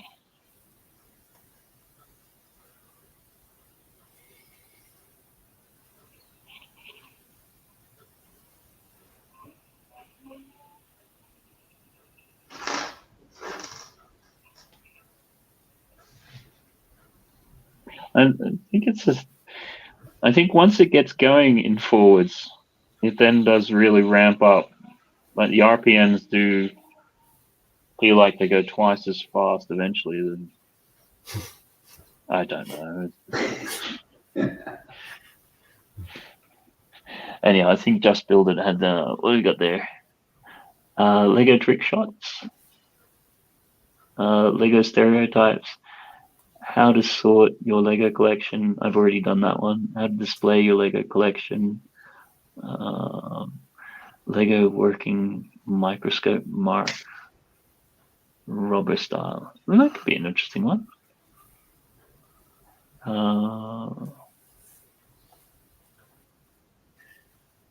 Curious as to the Lego stereotypes. I mean, in terms of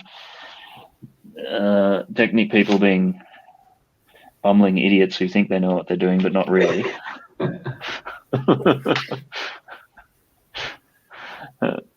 Bionicle people being, again, no, I don't want all the hate mail. No, don't go there. Don't go there. Yeah. We were just getting ready to say goodbye, Matt. The car don't work. We almost pulled it off, and then you mentioned that. No, I stopped. I didn't say anything.